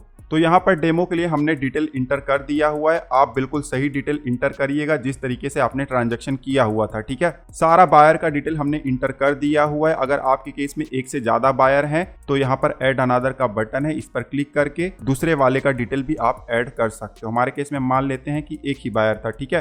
सारा डिटेल हमने इंटर कर दिया हुआ है। सेल, परचेस, बायर का डिटेल, ठीक है। कैपिटल गेन भी हमें आ गया था। अब नीचे सेव का बटन है, क्लिक कर देंगे। जैसे हमने क्लिक किया मेन पेज पर आ गए हैं। शॉर्ट टर्म कैपिटल गेन में अब हमें यहाँ पर अमाउंट दिखाई दे रहा है। ये प्रॉपर्टी पर शॉर्ट टर्म कैपिटल गेन हमें हुआ है। क्लिक करेंगे तो यहाँ पर रो हमें सब दिखाई दे जाता है। पहले वाले रो पर क्लिक करेंगे तो जो भी डिटेल हमने इंटर किया हुआ था सारा कुछ यहाँ पर दिखाई दे जाता है। तो इस तरीके से आप डिटेल इंटर कर सकते हो प्रॉपर्टी पर अगर शॉर्ट टर्म कैपिटल गेन है तो, ठीक है। अब लॉन्ग टर्म कैपिटल गेन कैसे इंटर करना है प्रॉपर्टी पर वो भी मैं आपको पहले ही दिखा देता हूँ। इसको फिलहाल मिनिमाइज कर देंगे। अब यहाँ नीचे देखिए लॉन्ग टर्म कैपिटल गेन है, इसके ऊपर क्लिक करेंगे। सबसे पहला वाला ऑप्शन ही है फ्रॉम सेल ऑफ लैंड और बिल्डिंग और बोथ, इस पर क्लिक करेंगे। नीचे ऐड अनदर का बटन है, इस पर क्लिक करेंगे। डिटेल इंटर करने का पेज आ जाएगा। अब यहाँ पर भी उसी तरीके से आपको डिटेल भरना है जैसे आपने शॉर्ट टर्म कैपिटल गेन में भरा था, सिर्फ कैलकुलेशन का तरीका थोड़ा सा बदल जाएगा, उसके बारे में आपको बताऊंगा। सबसे पहले डेट ऑफ परचेस आपको यहाँ पर मेंशन करना है। Long term capital gain property पर कब होता है? जब प्रॉपर्टी आपने होल्ड किया हुआ है लगभग 24 महीने से ज्यादा। हमने यहाँ पर डेमो डेट इंटर कर दिया हुआ, लेकिन आपको अपने डॉक्यूमेंट के हिसाब से डेट इंटर करना है, कुछ भी फेक नहीं मारना है, ठीक है। डेट ऑफ परचेस हमने इंटर कर दिया हुआ है। अब डेट ऑफ सेल हमें यहाँ पर इंटर करना है। अब डेट ऑफ सेल बहुत ही इंपॉर्टेंट है अगर प्रॉपर्टी पर लॉन्ग टर्म कैपिटल गेन हो रहा है तो। यहाँ पर एक डेट आता है 23 जुलाई। अगर 23 जुलाई से पहले आपने प्रॉपर्टी सेल किया हुआ है तब आपका जो टैक्स कैलकुलेशन है वो डिफरेंट तरीके से होगा। और 23 जुलाई के बाद अगर आपने प्रॉपर्टी सेल किया हुआ है, लॉन्ग टर्म कैपिटल गेन हो रहा है, तो उसका कैलकुलेशन थोड़ा डिफरेंट तरीके से होगा। पहले मैं आपको दिखा देता हूँ इनकेस 23 जुलाई से पहले आपने सेल किया हुआ है तो क्या होगा, ठीक है। अब यहाँ पर डेट हम मेंशन कर देते हैं। मान लो 22 जुलाई 2024 को, मतलब 23 जुलाई से एक दिन पहले ही हमने सेल किया, ठीक है। अब नीचे आएंगे फुल वैल्यू ऑफ कंसिडरेशन हमें यहाँ पर मेंशन करना है। तो ये एग्रीमेंट वैल्यू या सेल वैल्यू हमने इंटर कर दिया हुआ है। उसके बाद जो स्टैम्प वैल्यूएशन अथॉरिटी है उनका जो मिनिमम वैल्यू होता है जिसके ऊपर स्टैम्प ड्यूटी मिनिमम आपको देना ही पड़ता है, वो अमाउंट हम यहाँ पर मेंशन कर देंगे। नॉर्मली जो एग्रीमेंट वैल्यू होता है उसको ही फुल वैल्यू ऑफ कंसिडरेशन माना जाता है, बट बहुत सारे केसेस ऐसे भी होते हैं जहां पर एग्रीमेंट वैल्यू कम दिखाया जाता है ताकि स्टैम्प ड्यूटी कम भरा जा सके। तो ऐसे केसेस में जो स्टैम्प वैल्यूएशन अथॉरिटी का वैल्यू होता है वो भी कंसीडर किया जा सकता है। अब इन दोनों में 10% तक का वेरिएशन अलाउड है, ठीक है। अगर आपको ये समझ में नहीं आया शॉर्ट टर्म में तो यहाँ पर थोड़ा सा और एक्सप्लेन कर देता हूँ। मान लो स्टैम्प वैल्यूएशन अथॉरिटी के हिसाब से प्रॉपर्टी की कीमत 44 लाख होनी चाहिए, बट हमने तो 40 लाख दिखाया हुआ है, मतलब कम दिखाया हुआ है, तो 10% का वेरिएशन अलाउड है। 40 लाख का 10% 4 लाख होता है, तो 44 लाख तक का यहाँ पर एडवांटेज मिल जाता है। लेकिन जैसे ही आप इसको 45 करोगे तो अब फुल वैल्यू ऑफ कंसिडरेशन का अमाउंट भी चेंज हो गया है, 45 लाख हो गया है। इनकम टैक्स डिपार्टमेंट अब एग्रीमेंट वैल्यू को एक्सेप्ट नहीं करेगा, उसकी जगह पर स्टैम्प वैल्यूएशन अथॉरिटी का जो वैल्यू है उसको लेगा, क्योंकि वेरिएशन 10% से ज्यादा है, ठीक है। आई होप आपको ये समझ में आ गया होगा। अब डेमो में जो अमाउंट है उसको इंटर कर देते हैं, और यही फंडा शॉर्ट टर्म कैपिटल गेन में भी था, ठीक है। अब सेल वैल्यू हमने इंटर कर दिया हुआ है। नीचे आएंगे, डिडक्शन अंडर सेक्शन 48 है, यहाँ पर कॉस्ट ऑफ एक्विजिशन हमें इंटर करना है। हमारा कॉस्ट ऑफ एक्विजिशन 32 लाख है। इंडेक्सेशन हमें यहाँ पर नहीं करना है, वो ऑटोमेटिक हो जाएगा, ठीक है। 32 लाख हमने मेंशन किया, तो अब आप देख सकते हो इंडेक्सेशन के साथ अमाउंट यहाँ पर ऑटोमेटिकली आ गया है। अब ये क्यों ऐड हुआ है और इसका क्या यूज है आगे मैं आपको बताऊंगा। फिलहाल के लिए थोड़ा सा नीचे आएंगे। हमने कॉस्ट ऑफ एक्विजिशन इंटर कर दिया। अगर कोई कॉस्ट ऑफ इम्प्रूवमेंट है मान लो कि आपने प्रॉपर्टी खरीदा और बाद में कुछ उसमें एड ऑन वगैरह किया हुआ है, तो ऐड अनदर पर क्लिक करके उसका डिटेल भी आप इंटर कर सकते हो। क्या डिटेल इंटर करना होता है? कितना खर्चा आपने किया हुआ है। मान लो ऐसे ही मैं डाल देता हूँ 1 लाख रुपया। अब कौन से साल में इंप्रूवमेंट किया गया? हमने 2020 में तो लिया ही था प्रॉपर्टी, तो 21-22 डाल देते हैं, ठीक है, इस तरीके से। तो यहाँ पर भी देखिए जो भी अमाउंट हमने डाला हुआ है कॉस्ट ऑफ इम्प्रूवमेंट का विदाउट इंडेक्सेशन ऑटोमेटिकली यहाँ पर ऐड हो गया है। हमारे केस में नहीं है तो हम डिलीट कर देंगे, बट आपके केस में होगा तो इस तरीके से आप ऐड कर दीजिएगा, ठीक है। नीचे आएंगे, अब यहाँ पर एक्सपेंडिचर हम मेंशन कर सकते हैं। ट्रांसफ़र से रिलेटेड जो भी एक्सपेंडिचर हुआ है वो हमने मेंशन कर दिया हुआ है। अब यहाँ पर आप देखिए टोटल जो डिडक्शन है उसका अमाउंट हमें दिखाई दे रहा है। अब नीचे आएंगे तो यहाँ पर हमें लॉन्ग टर्म कैपिटल लॉस हो रहा है, मतलब कोई भी गेन नहीं हो रहा है, तो हमें अब टैक्स नहीं देना पड़ेगा। तो इस तरीके से ये काम करता है। इंडेक्सेशन वगैरह का बेनिफिट ऑटोमेटिकली आपको मिल जाता है, आपको सिर्फ अमाउंट इंटर करना होता है। अब ये सिचुएशन कब आया? जब हमने प्रॉपर्टी सेल किया हुआ था 23 जुलाई से पहले, मतलब 22 जुलाई को। अब मान लो 2 दिन के बाद आपने प्रॉपर्टी सेल किया होता, जो कि 24 जुलाई है, तब आपका कैलकुलेशन पूरा चेंज हो जाता। अब आप देख सकते हो जो सेल वैल्यू है वो तो सेम रहता, लेकिन जो डिडक्शन अंडर सेक्शन 48 आपको मिलता, इसमें जो इंडेक्सेशन का बेनिफिट वगैरह आपको मिल रहा था वो हट जाता। कैसे, मैं आपको दिखाता हूँ। देखिए 32 लाख हमने दिखाया था कॉस्ट ऑफ एक्विजिशन, इंडेक्सेशन मिलाकर ये 40 लाख हो गया था। लेकिन अब प्रॉपर्टी हमने सेल किया 24 जुलाई को, तो इंडेक्सेशन का बेनिफिट हट गया। आप देख सकते हो 32 लाख कॉस्ट ऑफ एक्विजिशन और 50,000 हमारा जो एक्सपेंडिचर हुआ था, टोटल 32,50,000 का अब हमें डिडक्शन मिल रहा है।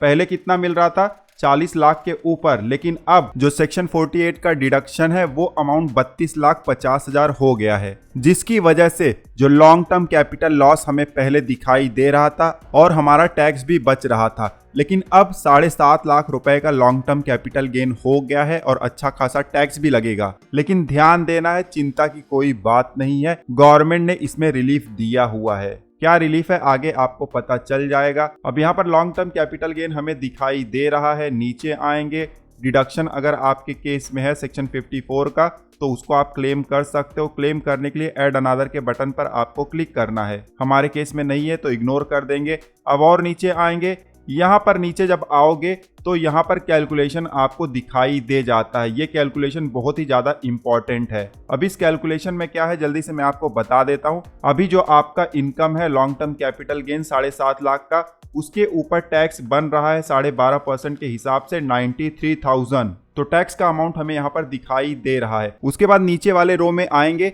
तो यहाँ पर फिर से टैक्स का कैलकुलेशन किया गया है, और ये जो टैक्स का कैलकुलेशन है वो ओल्ड सिस्टम के हिसाब से किया गया है, जहाँ पर इंडेक्सेशन का बेनिफिट मिलता है और 20% टैक्स लगता है। अब ओल्ड वाला रूल अगर यूज करेंगे तो हमारा टैक्स लायबिलिटी 0 बनता है। कैसे 0 बनेगा ऑलरेडी मैंने आपको बताया हुआ था, क्योंकि हमारा लॉस आ रहा था। तो यहाँ पर गवर्नमेंट ने हमें बेनिफिट दे दिया हुआ है। जो भी एक्सेस अमाउंट बन रहा है चेंजेस की वजह से, मतलब हमारा टैक्स पहले 0 था, लेकिन जो चेंजेस हुए हैं इनकम टैक्स में उसकी वजह से 23 जुलाई के बाद जो भी हमने ट्रांजैक्शन किया हुआ था उसके ऊपर 93,000 का हमें टैक्स बन रहा था। तो ये जो 93,750 है इसको हम इग्नोर कर देंगे, ये ITR इग्नोर कर देगा, ये टैक्स हमें देना नहीं पड़ेगा, ठीक है। बट मान लो अगर आपका कोई टैक्स लायबिलिटी बन रहा था 23 जुलाई से पहले, तब वो आपको देना पड़ेगा, ठीक है। तो आई होप कि ये आपको समझ में आ गया होगा। यहाँ पर रूल से रिलेटेड ज़्यादा कुछ काम नहीं है। यहाँ पर तो आपको सिर्फ डेट इंटर करना है जो आपके डॉक्यूमेंट पे होगा, अमाउंट इंटर करना है, कैलकुलेशन ऑटोमेटिकली हो जाता है, आपको कुछ भी नहीं करना है, ठीक। अब ITR 2 का जो लर्निंग वीडियो हमने बनाया हुआ है उसमें इसको बहुत ज़्यादा डिटेल में हमने डिस्कस किया हुआ है। यहाँ पर ज़्यादा डिटेल में डिस्कस नहीं कर सकते क्योंकि समय भी देखना होता है। उसके बाद नीचे आएंगे, जो भी प्रॉपर्टी हमने सेल किया हुआ है उसका डिटेल भी हमें देना पड़ेगा, एड्रेस वगैरह, जो बायर है उसका डिटेल भी हमें देना पड़ेगा, ठीक है। जैसे कि हमने शॉर्ट टर्म कैपिटल गेन में दिया हुआ था। ऐड अनदर का बटन है, इस पर क्लिक करो, इस तरीके से पेज आ जाएगा, सारा डिटेल आप भर दो। ऑलरेडी शॉर्ट टर्म में इसको भरने का तरीका मैंने आपको बता दिया हुआ है, तो वही सेम आपको यहाँ पर भी फॉलो करना है। सारा डिटेल जब आप इस पेज पर भर दो, जैसे कि कैपिटल गेन का और उसके बाद बायर का, तो नीचे यहाँ सेव का बटन है, उस पर आपको क्लिक कर देना है। क्लिक करते ही मेन पेज पर हम फिर से आ गए हैं। लॉन्ग टर्म कैपिटल गेन में आपको अमाउंट यहाँ पर दिखाई दे रहा है। हमने मान लिया था कि प्रॉपर्टी हमने 23 जुलाई से पहले सेल किया हुआ था, तो हमें लॉस हो गया है। लॉस हमने जानबूझकर रखा हुआ है ताकि इसका एडजस्टमेंट वगैरह कैसे होता है वो भी पता चल जाए, ठीक है। अब प्रॉपर्टी का शॉर्ट टर्म और लॉन्ग टर्म दोनों हमने देख लिया हुआ है। अब स्टॉक, म्यूचुअल फंड या डिप फंड वगैरह हैं तो उनको कैसे दिखाना है ITR में, उसका डेमो भी हम देख लेते हैं। सबसे पहले शॉर्ट टर्म कैपिटल गेन अगर आपको स्टॉक या म्यूचुअल फंड पे हो रहा है तो उसको कैसे दिखाना है, जल्दी से वो जान लेते हैं। शॉर्ट टर्म कैपिटल गेन का रो है, इस पर क्लिक करेंगे। अब यहाँ पर सेकेंड रो है from sale of equity share और unit of equity oriented mutual fund, इस पर आपको क्लिक करना है। यहाँ पर ऐड अनादर का बटन है, क्लिक कर देंगे। अब इस तरीके से पेज आ जाता है। यहाँ पर आपको सेलेक्ट करना है कौन से सेक्शन के तहत आप शॉर्ट टर्म कैपिटल गेन दिखा रहे हो, तो 111A फॉर अदर्स ये सेलेक्ट करेंगे। नीचे आएंगे, यहाँ पर जो भी आपको शॉर्ट टर्म कैपिटल गेन हुआ है उसका बाइफर्केशन करना है। 23 जुलाई से पहले जो आपने सेल किया हुआ था या म्यूचुअल फंड रिडीम किया हुआ था उसको इन बॉक्सेज में दिखाना है, और 23 जुलाई या उसके बाद जो आपने स्टॉक ट्रांसफर किया हुआ है, म्यूचुअल फंड रिडीम किया हुआ है, उसका टोटल आपको यहाँ पर दिखाना है। स्टॉक सेल किया हुआ है, म्यूचुअल फंड रिडीम किया हुआ है, तो उन सब का टोटल आपको बना लेना है। और उन टोटल में से भी 23 जुलाई के पहले आपने कितना सेल किया हुआ है और 23 जुलाई या उसके बाद कितना सेल किया हुआ है वो आप अलग से मेंशन कर लीजिएगा। ध्यान देना है, अलग अलग आपको इंटर नहीं करना होता है ITR में। टोटल सेल वैल्यू होगा, टोटल परचेस वैल्यू होगा, टोटल एक्सपेंसेस होगा। तो हमारे केस में तो हमने करके रखा हुआ है। अब डिटेल हमें सिर्फ इंटर करना है। सबसे पहले सेल वैल्यू मतलब full value of consideration inter करना है। ऊपर देखिए फुल वैल्यू ऑफ कंसिडरेशन है, तो यहाँ पर अमाउंट इंटर कर देंगे। 23 जुलाई से पहले वाले जो ट्रांजेक्शन हमने किए हुए थे, जो सेल किए हुए, रिडेम्पशन किए हुए थे, उनका टोटल अमाउंट हम मेंशन कर देंगे। उसके बाद कॉस्ट ऑफ एक्विजिशन हमें यहाँ पर इंटर करना है, कितने में हमने परचेस किया हुआ था, इसका भी टोटल अमाउंट ही आपको मेंशन करना है, ठीक है। उसके बाद एक्सपेंडिचर, तो यहाँ पर आप देख सकते हो शॉर्ट टर्म कैपिटल गेन आ गया है उन ट्रांसफर का, उन रिडेम्पशन का जो कि 23 जुलाई 2024 से पहले हुए हैं, ठीक है। अब शॉर्ट टर्म कैपिटल गेन हमें निकालना है ऐसे ट्रांजैक्शन का जो कि 23 जुलाई या उसके बाद हुए हैं, तो उसका भी हमने टोटल अमाउंट मेंशन करके रखा हुआ है। जल्दी से ये डेटा हम ITR में मेंशन कर देंगे। सबसे पहले full value of consideration inter करना है, उसके बाद कॉस्ट ऑफ एक्विजिशन, उसके बाद एक्सपेंसेस, और यहाँ पर ऑटोमेटिकली हमें दिखाई दे गया है कि कैपिटल गेन हुआ है या लॉस। तो 23 जुलाई से पहले हमें गेन हुआ है और 23 जुलाई के बाद हमें लॉस हुआ है, तो ये दोनों ऑटोमेटिकली एडजस्ट हो जाएंगे। देखिए नीचे एडजस्ट हो गया है। Total short term capital gain जो स्टॉक या म्यूचुअल फंड पर हुआ है उसका अमाउंट हमें यहाँ पर दिखाई दे रहा है। तो इस तरीके से डिटेल आप इंटर कर सकते हो। काफी लोग कमेंट करते हैं यहाँ पर लॉस हुआ है तो एरर आता है आखिरी, मैं आपको बताऊंगा कि एरर कैसे नहीं आएगा, ठीक है। डिटेल इंटर कर दो, नीचे सेव का बटन है, क्लिक कर दो। अब शॉर्ट टर्म कैपिटल गेन में प्रॉपर्टी और स्टॉक या म्यूचुअल फंड उसका भी डिटेल ऐड हो गया है, तो यहाँ पर अमाउंट हमें टोटल दिखाई दे रहा है। अब काफी लोग कमेंट करते हैं कि डेब्ट म्यूचुअल फंड है उसका डिटेल हमें कैसे इंटर करना है शॉर्ट टर्म वाला। तो शॉर्ट टर्म का डेब्ट म्यूचुअल फंड है तो शॉर्ट टर्म में आप जाइए और यहाँ पर आपको 5 नंबर का रो दिखाई दे रहा है, इस पर क्लिक करो। यहाँ पर आप देखो एडिट का बटन है, इस पर क्लिक करो। अब ऊपर देखिए यहाँ पर अनकोटेड शेयर का डिटेल इंटर करने का ऑप्शन मिल जाता है। नीचे आओगे तो यहाँ पर देखिए full value of consideration in respect of assets other than unquoted share, तो यहाँ पर आपको डेब्ट म्यूचुअल फंड का जो टोटल सेल वैल्यू है वो अमाउंट इंटर करना है। उसके बाद डिडक्शन में आपको जब कॉस्ट ऑफ एक्विजिशन इंटर करना होगा तो टोटल परचेस वैल्यू आपको इंटर करना है। यहाँ पर ऐसा कोई सीन नहीं है कि 23 जुलाई के पहले क्या था, 23 जुलाई के बाद क्या है, ऐसा कुछ भी नहीं है। कॉस्ट ऑफ एक्विजिशन और उसके बाद एक्सपेंडिचर आपको मेंशन करना है, और जो भी गेन होगा उसके ऊपर नॉर्मल टैक्स रेट लगेगा, जो आपका स्लैब रेट होता है ना वो लगेगा। तो इस तरीके से आप भर सकते हो, कोई दिक्कत नहीं है। जब भर दो तो नीचे जाओ, सेव का बटन है, क्लिक कर दो। तो शॉर्ट टर्म का सारा कुछ हमने डिस्कस कर लिया हुआ है। अब लॉन्ग टर्म वाले रो पर आते हैं। अगर आपके स्टॉक पर या म्यूचुअल फंड पर लॉन्ग टर्म कैपिटल गेन हो रहा है तो उसको कैसे दिखाना है। देखिए लॉन्ग टर्म का डिटेल इंटर करना है तो इस पेज पर नहीं होगा, पहले इस पेज को हम सेव कर देते हैं नीचे जाकर कंफर्म पर क्लिक करके। अब रिटर्न समरी के पेज पर हम आ गए हैं और कैपिटल गेन का रो हमारा कंफर्म हो गया है। नीचे देखिए शेड्यूल 112A है, इस वाले रो पर हम क्लिक करेंगे, पॉपअप आएगा, ओके पर क्लिक कर देंगे। अब इस पेज पर लॉन्ग टर्म कैपिटल गेन आप दिखा सकते हो अगर स्टॉक पर हुआ है, म्यूचुअल फंड पर हुआ है तो। बहुत ज्यादा ट्रांजैक्शन है, CSV फाइल आप डायरेक्टली अपलोड कर सकते हो, यहाँ से आप टेम्पलेट भी डाउनलोड कर सकते हो, टेम्पलेट डाउनलोड करके एंट्री कर सकते हो और फिर अपलोड कर सकते हो। बाकी मैनुअल करना है तो ऐड अनदर का बटन है, इस पर क्लिक करोगे तो यहाँ पर इस तरीके से आपको पेज आ जाएगा। सबसे पहले आपको ये बताना है कि आपने शेयर या यूनिट कब एक्वायर किया था, उसको आपने खरीदा कब था, एक्वायर कब किया था। तो यहाँ पर 2 डेट है, 31 जनवरी 2018 से पहले या 31 जनवरी 2018 के बाद। हम मान लेते कि हमने 31 जनवरी 2018 के बाद एक्वायर किया हुआ था। अब आपको ये बताना है कि आपने सेल कब किया, 23 जुलाई से पहले या 23 जुलाई या उसके बाद। तो दोनों केस को हम कवर कर लेंगे, तो पहले बिफोर 23 जुलाई हम सेलेक्ट कर लेते हैं। अब यहाँ पर देखिए बहुत सारे बॉक्सेस डिसेबल हो गए हैं। नीचे आएंगे, फुल वैल्यू ऑफ कंसिडरेशन हमें यहाँ पर मेंशन करना है। अब स्टॉक है, म्यूचुअल फंड है, आप चाहो तो टोटल अमाउंट मेंशन कर सकते हो। फुल वैल्यू ऑफ कंसिडरेशन मतलब टोटल सेल वैल्यू हम सबसे पहले मेंशन करेंगे। हमारा 23 जुलाई के पहले वाला जो ट्रांजैक्शन था तो 5 lakh full value of consideration है। ध्यान देना जो भी डेटा हम यहाँ पर इंटर कर रहे हैं डेमो डेटा है, आपको अपने डीमेट अकाउंट का जो स्टेटमेंट होगा या ब्रोकर के पास से जो स्टेटमेंट मिला होगा उस हिसाब से डिटेल इंटर करना है। टोटल सेल वैल्यू हमने इंटर कर दिया। अब कॉस्ट ऑफ एक्विजिशन हमें इंटर करना है। उसके बाद नीचे आएंगे तो यहाँ पर एक्सपेंडिचर हमें मेंशन करना है। अब यहाँ पर आपको लॉन्ग टर्म कैपिटल गेन दिखाई दे रहा है, ये स्टॉक का भी हो सकता है, म्यूचुअल फंड का भी हो सकता है, ठीक है। डिटेल इस तरीके से आप ऐड कर दो तो नीचे सेव का बटन है, इस पर आप क्लिक कर दो। दोस्तों एक चीज का ध्यान देना है, कोई भी स्टॉक या म्यूचुअल फंड आपने 31 जनवरी 2018 के बाद अगर परचेस किया हुआ था तब आपको यहाँ पर सिर्फ इतना ही डिटेल इंटर करना होगा। बट मान लो कि अगर आपने 31 जनवरी 2018 से पहले परचेस किया हुआ था, एक्वायर किया हुआ था, तब आपको बहुत सारा डिटेल इंटर करना पड़ेगा और सारे स्टॉक या म्यूचुअल फंड का अलग अलग डिटेल इंटर करना पड़ेगा। तो हमारे केस में तो हम मान लेते हैं कि 31 जनवरी 2018 के बाद है। एक चीज का और ध्यान देना है कि अगर आपका स्टॉक परचेस 31 जनवरी के पहले का है तो जबरदस्ती आप आफ्टर में मत डालिएगा कि अरे इतना सारा इन्फॉर्मेशन कौन भरेगा, आफ्टर में डाल देता हूँ, ऐसा भी आपको बिल्कुल नहीं करना है। तो डिटेल जब आप पूरी तरीके से भर दो तो नीचे सेव का बटन है, इस पर क्लिक कर दो तो रो यहाँ पर आपको दिखाई दे जाएगा, जो अभी हमने ऐड किया हुआ था सारा डिटेल आपको दिखाई दे जाएगा, ठीक है। अब दूसरा भी ट्रांजैक्शन है, मान लो कि कोई ऐसा स्टॉक या म्यूचुअल फंड हमने रिडीम किया हुआ था जो कि 23 जुलाई या उसके बाद का है, तो उसको भी आप ऐड कर सकते हो। ऐड अनदर पर आपको क्लिक करना है, सेम उसी तरीके से पूरा डिटेल आपको भरना है।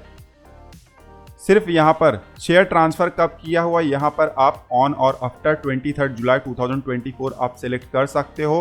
फुल वैल्यू ऑफ कंसिडरेशन में टोटल सेल वैल्यू आप डाल सकते हो, स्टॉक म्यूचुअल फंड सबका मिलाकर जो लॉन्ग टर्म से रिलेटेड है और 23 जुलाई या उसके बाद ट्रांसफर किए गए हैं, ठीक है। तो टोटल आप मेंशन कर सकते हो। हमारे केस में देखिए हमने यहाँ पर नोट डाउन करके रखा हुआ है।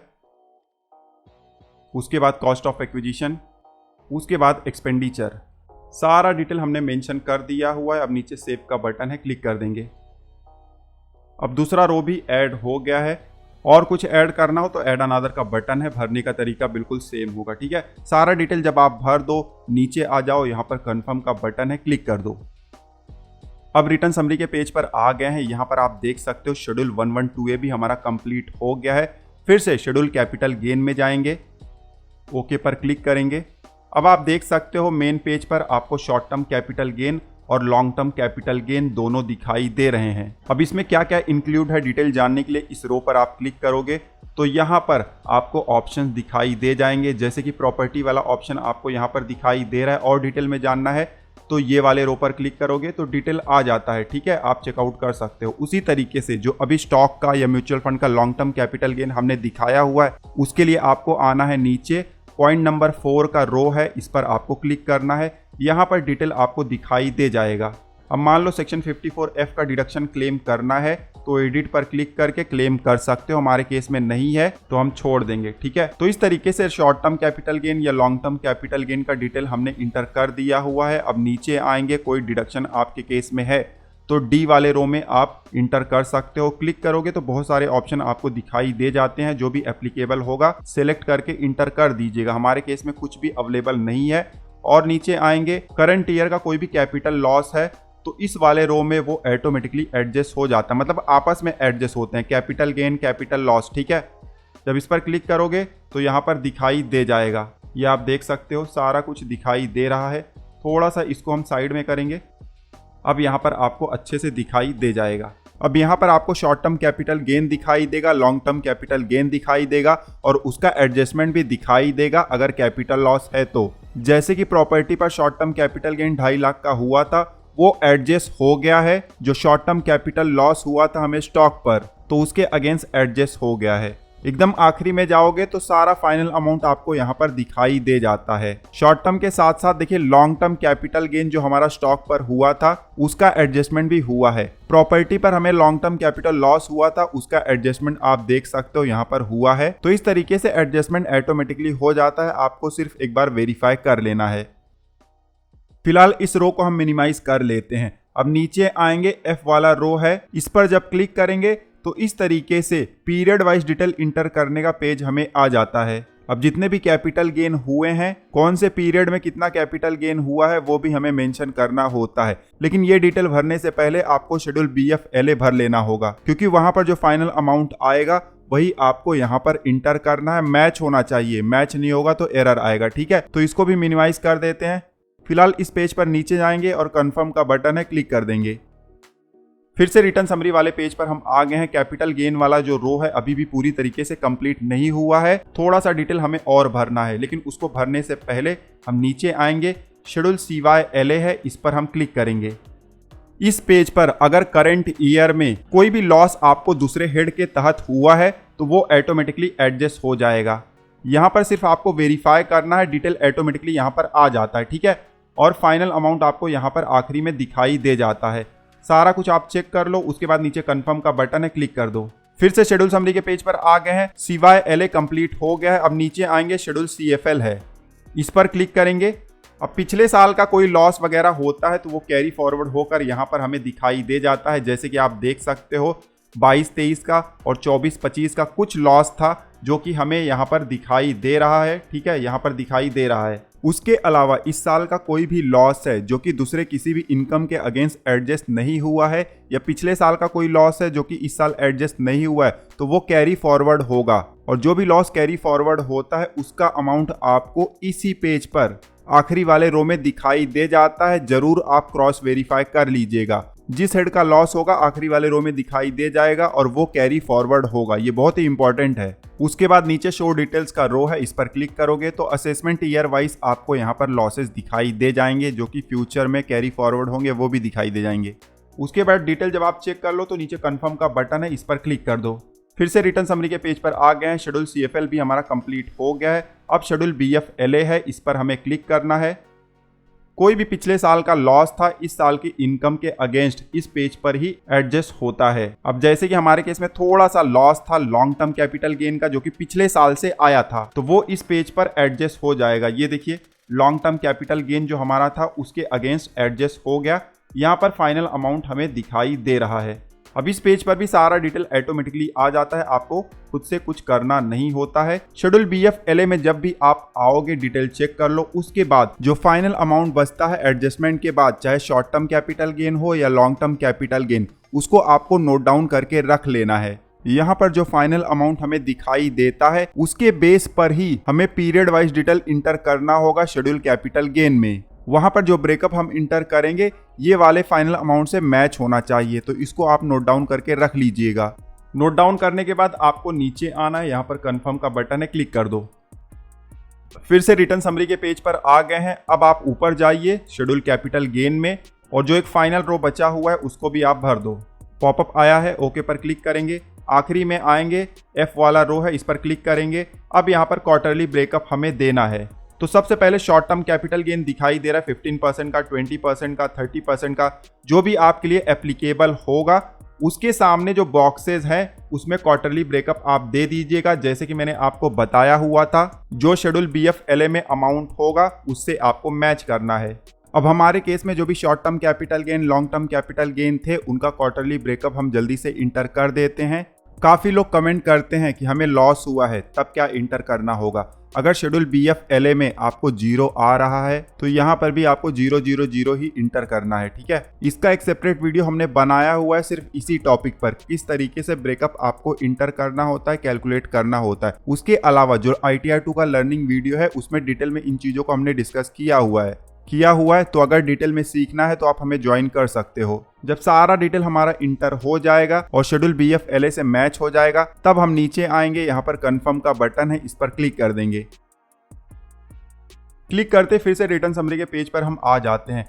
कैपिटल गेन में अभी क्वार्टरली ब्रेकअप हमने इंटर किया, लेकिन वहां पर एक मिस्टेक हो गया है। सारा डिटेल तो हमने कैपिटल गेन का भर दिया, लेकिन जो शेड्यूल VDA था, मतलब क्रिप्टो से रिलेटेड जो ट्रांजैक्शन हमने किए हुए थे, उसका भी क्वार्टरली ब्रेकअप भरना होता है और वो भी शेड्यूल कैपिटल गेन में ही भरना होता है। तो फिर से हम शेड्यूल कैपिटल गेन में जाएंगे, लेकिन जाने से पहले हम शेड्यूल SI में जाएंगे। ये देखिए शेड्यूल SI, इस पर क्लिक करेंगे। अब यहाँ पर जो भी स्पेशल टैक्स रेट वाले इनकम होते हैं उनके ऊपर कितना टैक्स लगेगा वो हमें दिखाई दे जाता है। यहाँ पर देखिए अमाउंट दिखाई दे रहा है, किसके ऊपर टैक्स लग रहा है वो भी हमें दिखाई दे रहा है। तो इसको आप जरूर एक बार चेकआउट कर लीजिएगा। यहाँ पर जब हम नीचे आएंगे आखिरी में तो लॉन्ग टर्म कैपिटल गेन भी दिखाई दे रहा है। यहाँ पर टैक्स नहीं लगा क्योंकि 1,25,000 तक का बेनिफिट मिल जाता है लॉन्ग टर्म कैपिटल गेन में। ध्यान देना है, जो एग्जेम्पशन है लॉन्ग टर्म कैपिटल गेन पर है 1,25,000 का, ठीक है, शॉर्ट टर्म पर नहीं है। और वो भी स्टॉक मार्केट का जो इनकम होता है उस पर है। तो हमारा देखिए स्टॉक मार्केट का 49 और 27 दोनों के ऊपर टैक्स नहीं लगा है क्योंकि 1,25,000 के अंदर आ गए हैं ये दोनों, ठीक है। और नीचे आएंगे, यहाँ पर नीचे हमें ऑनलाइन गेमिंग का भी रो दिखाई दे जाता है। इसके ऊपर भी 30% टैक्स लगा है। वैसे तो इस पर TDS डिडक्ट हुआ होगा तो टैक्स आपका ऑलरेडी पे हो गया होगा। उसके बाद और नीचे आएंगे तो आखिरी में यहाँ पर हमें क्रिप्टो से रिलेटेड ट्रांजैक्शन का इनकम दिखाई दे जाता है। हमारे केस में 65,000 था और इसके ऊपर भी 30% टैक्स लगा हुआ है। तो जितने भी ऐसे इनकम थे जिनके ऊपर स्पेशल इनकम टैक्स रेट लगता है वो सारे कुछ यहाँ पर आपको दिखाई दे जाते हैं और कितना टैक्स लगेगा वो भी दिखाई दे जाता है, ठीक है। एक बार आपको डिटेल चेक कर लेना है, उसके बाद नीचे कंफर्म का बटन है, क्लिक कर देना है। फिर से रिटर्न समरी के पेज पर हम आ जाते हैं। अब ऊपर जाएंगे, शेड्यूल कैपिटल गेन का रो हमें दिखाई दे रहा है, फिर से क्लिक करेंगे, ओके पर क्लिक करेंगे। एकदम आखिरी में जाएंगे, F वाले रो में क्वार्टरली ब्रेकअप इंटर करने का ऑप्शन दिखाई दे जाता है। एकदम आखिरी में जाएंगे, capital gain on transfer of virtual digital assets. यहाँ पर जो आपको 65,000 का गेन हुआ है उसका ब्रेकअप इंटर करना है। तो जब भी क्वार्टरली ब्रेकअप आप इंटर करने जाओगे, कौन से पीरियड में आपने सेल किया हुआ है उसमें से परचेस प्राइस माइनस कर दो और जो बचेगा वो अमाउंट आपको कंसीडर करना है। एक्सपेंसेस वगैरह कुछ भी आपको छेड़ना ही नहीं है। अब जल्दी से ब्रेकअप हम इंटर कर देते हैं। तो इस तरीके से मैंने डेमो के लिए दिखा दिया हुआ है, आपको अपने स्टेटमेंट के हिसाब से डिटेल इंटर करना है, ठीक है। तो सारा डिटेल हमने भर दिया हुआ है। अब नीचे कंफर्म का बटन है, क्लिक कर देंगे। फिर से रिटर्न समरी का पेज आ गया है। अब आप देख सकते हो कि ITR 2 का लगभग सभी शेड्यूल हमने भर दिया हुआ है और डिटेल में डिस्कस भी किया हुआ है। अब नीचे आएंगे तो पार्ट B TI है, इस पर क्लिक करेंगे। इस पेज पर इनकम का कंप्यूटेशन हमें दिखाई दे जाता है। जो भी इनकम आपने ITR में इंटर किया होगा उसका कंप्यूटेशन यहाँ पर आपको दिखाई दे जाता है। आप चेकआउट कर लीजिएगा। मैनुअली आपको यहाँ पर कुछ भी इंटर नहीं करना है, सिर्फ डिटेल वेरीफाई करना है, ठीक है। सब देख लीजिएगा, उसके बाद कंफर्म का बटन है, क्लिक कर देना है। फिर से रिटर्न समरी के पेज पर आ जाओगे। पार्ट B TI भी कंप्लीट हो गया है। अब नीचे आएंगे, पार्ट B TTI, इस वाले रो पर क्लिक करेंगे। पार्ट B TTI के पेज पर आएंगे तो यहाँ पर इनकम टैक्स लायबिलिटी आपका कंप्यूट हो जाता है। ऑटोमेटिकली सब कुछ होता है, यहाँ पर मैनुअली आपको कुछ इंटर नहीं करना है। रीबेट अगर आपके केस में एप्लीकेबल होगा तो अमाउंट आप इंटर कर सकते हो। इसका रूल रेगुलेशन ऑलरेडी हमने डिस्कस किया हुआ है। हमारे केस में तो हमने बहुत ज़्यादा इनकम दिखाया हुआ है तो हमारे लिए एप्लीकेबल नहीं होगा। नीचे आप देख लीजिएगा आपने कितना टैक्स पे किया हुआ है, कितना टैक्स लायबिलिटी बन रहा है, रिफंड आ रहा है या टैक्स पेबल है, सब कुछ आप चेक कर लीजिएगा। अगर टैक्स पेबल होगा तो नीचे यहाँ पर आपको पे का बटन दिखाई दे जाएगा। ITR फाइल करने से पहले इनकम टैक्स आप जरूर पे कर दीजिएगा और इनकम टैक्स पे कर दो तो उसका एंट्री भी आपको टैक्स पेड वाले शेड्यूल में कर देना है, ठीक है। और मान लो आपको रिफंड है तब तो कोई बात ही नहीं, रिफंड का अमाउंट आपको इस तरीके से दिखाई दे जाएगा। अब नीचे आएंगे, यहाँ पर एक सवाल पूछा जाता है, हमारे केस में नो एप्लीकेबल है, आप पढ़ लीजिएगा। अगर आउटसाइड इंडिया आपके कुछ फाइनेंशियल इंटरेस्ट वगैरह है तो हो सकता है आपके केस में यस एप्लीकेबल हो। हमारे केस में नो एप्लीकेबल है। उसके बाद नीचे कंफर्म का बटन है, इस पर क्लिक कर देंगे। फिर से शेड्यूल समरी के पेज पर आ गए हैं। अब आप देख सकते हो सारा शेड्यूल हमने कंप्लीट कर दिया हुआ है और डिटेल में डिस्कस भी किया हुआ है। अब नीचे आएंगे तो यहाँ पर प्रोसीड टू वेरिफिकेशन का बटन है, इस पर क्लिक कर देंगे। क्लिक करते ही इस तरीके से प्रीव्यू का पेज आ जाता है। ऊपर एक चेक बॉक्स दिया गया है, इस पर क्लिक कर दो और उसके बाद प्लेस यहाँ पर आपको मेंशन कर देना है। हमारे केस में ऑटोमेटिकली आ गया है। फिर थोड़ा सा नीचे आएंगे और यहाँ पर प्रोसीड टू वैलिडेशन का बटन है, इस पर क्लिक कर देंगे। इंटरनल वैलिडेशन हमारा सक्सेसफुली हो गया है। अब नीचे प्रीव्यू का बटन है, इस पर हम क्लिक करेंगे। अब जो फॉर्म अभी हमने भरा हुआ था वो सारा डिटेल आप इस पेज पर वेरीफाई कर सकते हो। लेफ्ट साइड में आपको टैब दिखाई देते हैं, जिस टैब का डिटेल आपको वेरीफाई करना है उस पर आप क्लिक करो। एक बार आपने वेरीफाई कर लिया, सारा डिटेल सही है, तो आपको नीचे आना है। यहाँ पर प्रोसीड टू वैलिडेशन का बटन है, क्लिक कर देना है। अपलोड लेवल वैलिडेशन भी हमारा सक्सेसफुल हो गया है। अब नीचे प्रोसीड टू वेरिफिकेशन का बटन है, इस पर क्लिक करेंगे। कंप्लीट योर वेरिफिकेशन का पेज आ गया है। 3 ऑप्शन यहाँ पर आपको दिखाई दे जाते हैं। तुरंत ITR फाइल करना है, ई-वेरीफाई भी करना है, तो पहला वाला ऑप्शन आप चूज कर लो और उसके बाद कंटिन्यू का बटन है, क्लिक कर दो। अब इस तरीके से पेज आ जाता है। जो भी आपके लिए सुटेबल ऑप्शन होगा उसको सेलेक्ट कर लो। सबसे ईजी है, आधार रजिस्टर्ड मोबाइल नंबर पर OTP भेज दो, उसके लिए पहला वाला ऑप्शन आप सेलेक्ट करो। जब पहला वाला ऑप्शन सेलेक्ट करोगे तो नीचे कंटिन्यू का बटन दिखाई दे जाता है, इस पर क्लिक कर दो। अब इस तरीके से पॉपअप आ जाता है। आई एग्री के चेकबॉक्स पर क्लिक करो, फिर जनरेट आधार OTP पर क्लिक कर दो। क्लिक करते ही इस तरीके से वेरीफाई OTP का बॉक्स आ जाता है। आपके आधार रजिस्टर्ड मोबाइल नंबर पर जो OTP आया हुआ है उसको आप यहाँ पर इंटर कर दो और उसके बाद नीचे वैलिडेट का बटन है, उस पर क्लिक कर दो। वैलिडेट पर क्लिक करते ही इस तरीके से कंफर्मेशन का पॉपअप आ जाता है। यहाँ पर सबमिट का बटन दिखाई दे रहा है, इस पर हमें क्लिक कर देना है। क्लिक करते ही अब सबमिट लेवल वैलिडेशन सक्सेसफुल हमें दिखाई दे जाता है, कोई भी एरर नहीं है। नीचे प्रोसीड का बटन है, इस पर क्लिक कर देंगे। अब जैसे ही प्रोसीड के बटन पर क्लिक करते हैं इस तरीके से स्क्रीन आ जाता है कि successfully filed and verified your return. तो पूरा प्रोसेस हमारा यहाँ पर कंप्लीट हो गया है। हमारे मोबाइल नंबर पर और ईमेल आईडी पर मैसेज चले गया है। यहाँ नीचे डाउनलोड का बटन है, इस पर क्लिक करके आप ITR का कॉपी डाउनलोड कर सकते हो। तो इस तरीके से हम ITR 2 ऑनलाइन फॉर्म भर सकते हैं। बहुत ही आसान प्रोसेस था। कोई दिक्कत होगा तो आप नीचे कमेंट कर सकते हो। ITR फाइल करने के बाद स्टेटस कैसे चेक करना है, कितने दिन में ITR प्रोसेस होगा, यह जानने के लिए स्क्रीन पर जो वीडियो दिखाई दे रहा है उस पर आप क्लिक कर सकते हो। इस वीडियो में बस इतना ही। मिलते हैं आपसे अगले वीडियो में, तब तक आप हंसते रहो, मुस्कुराते रहो। धन्यवाद।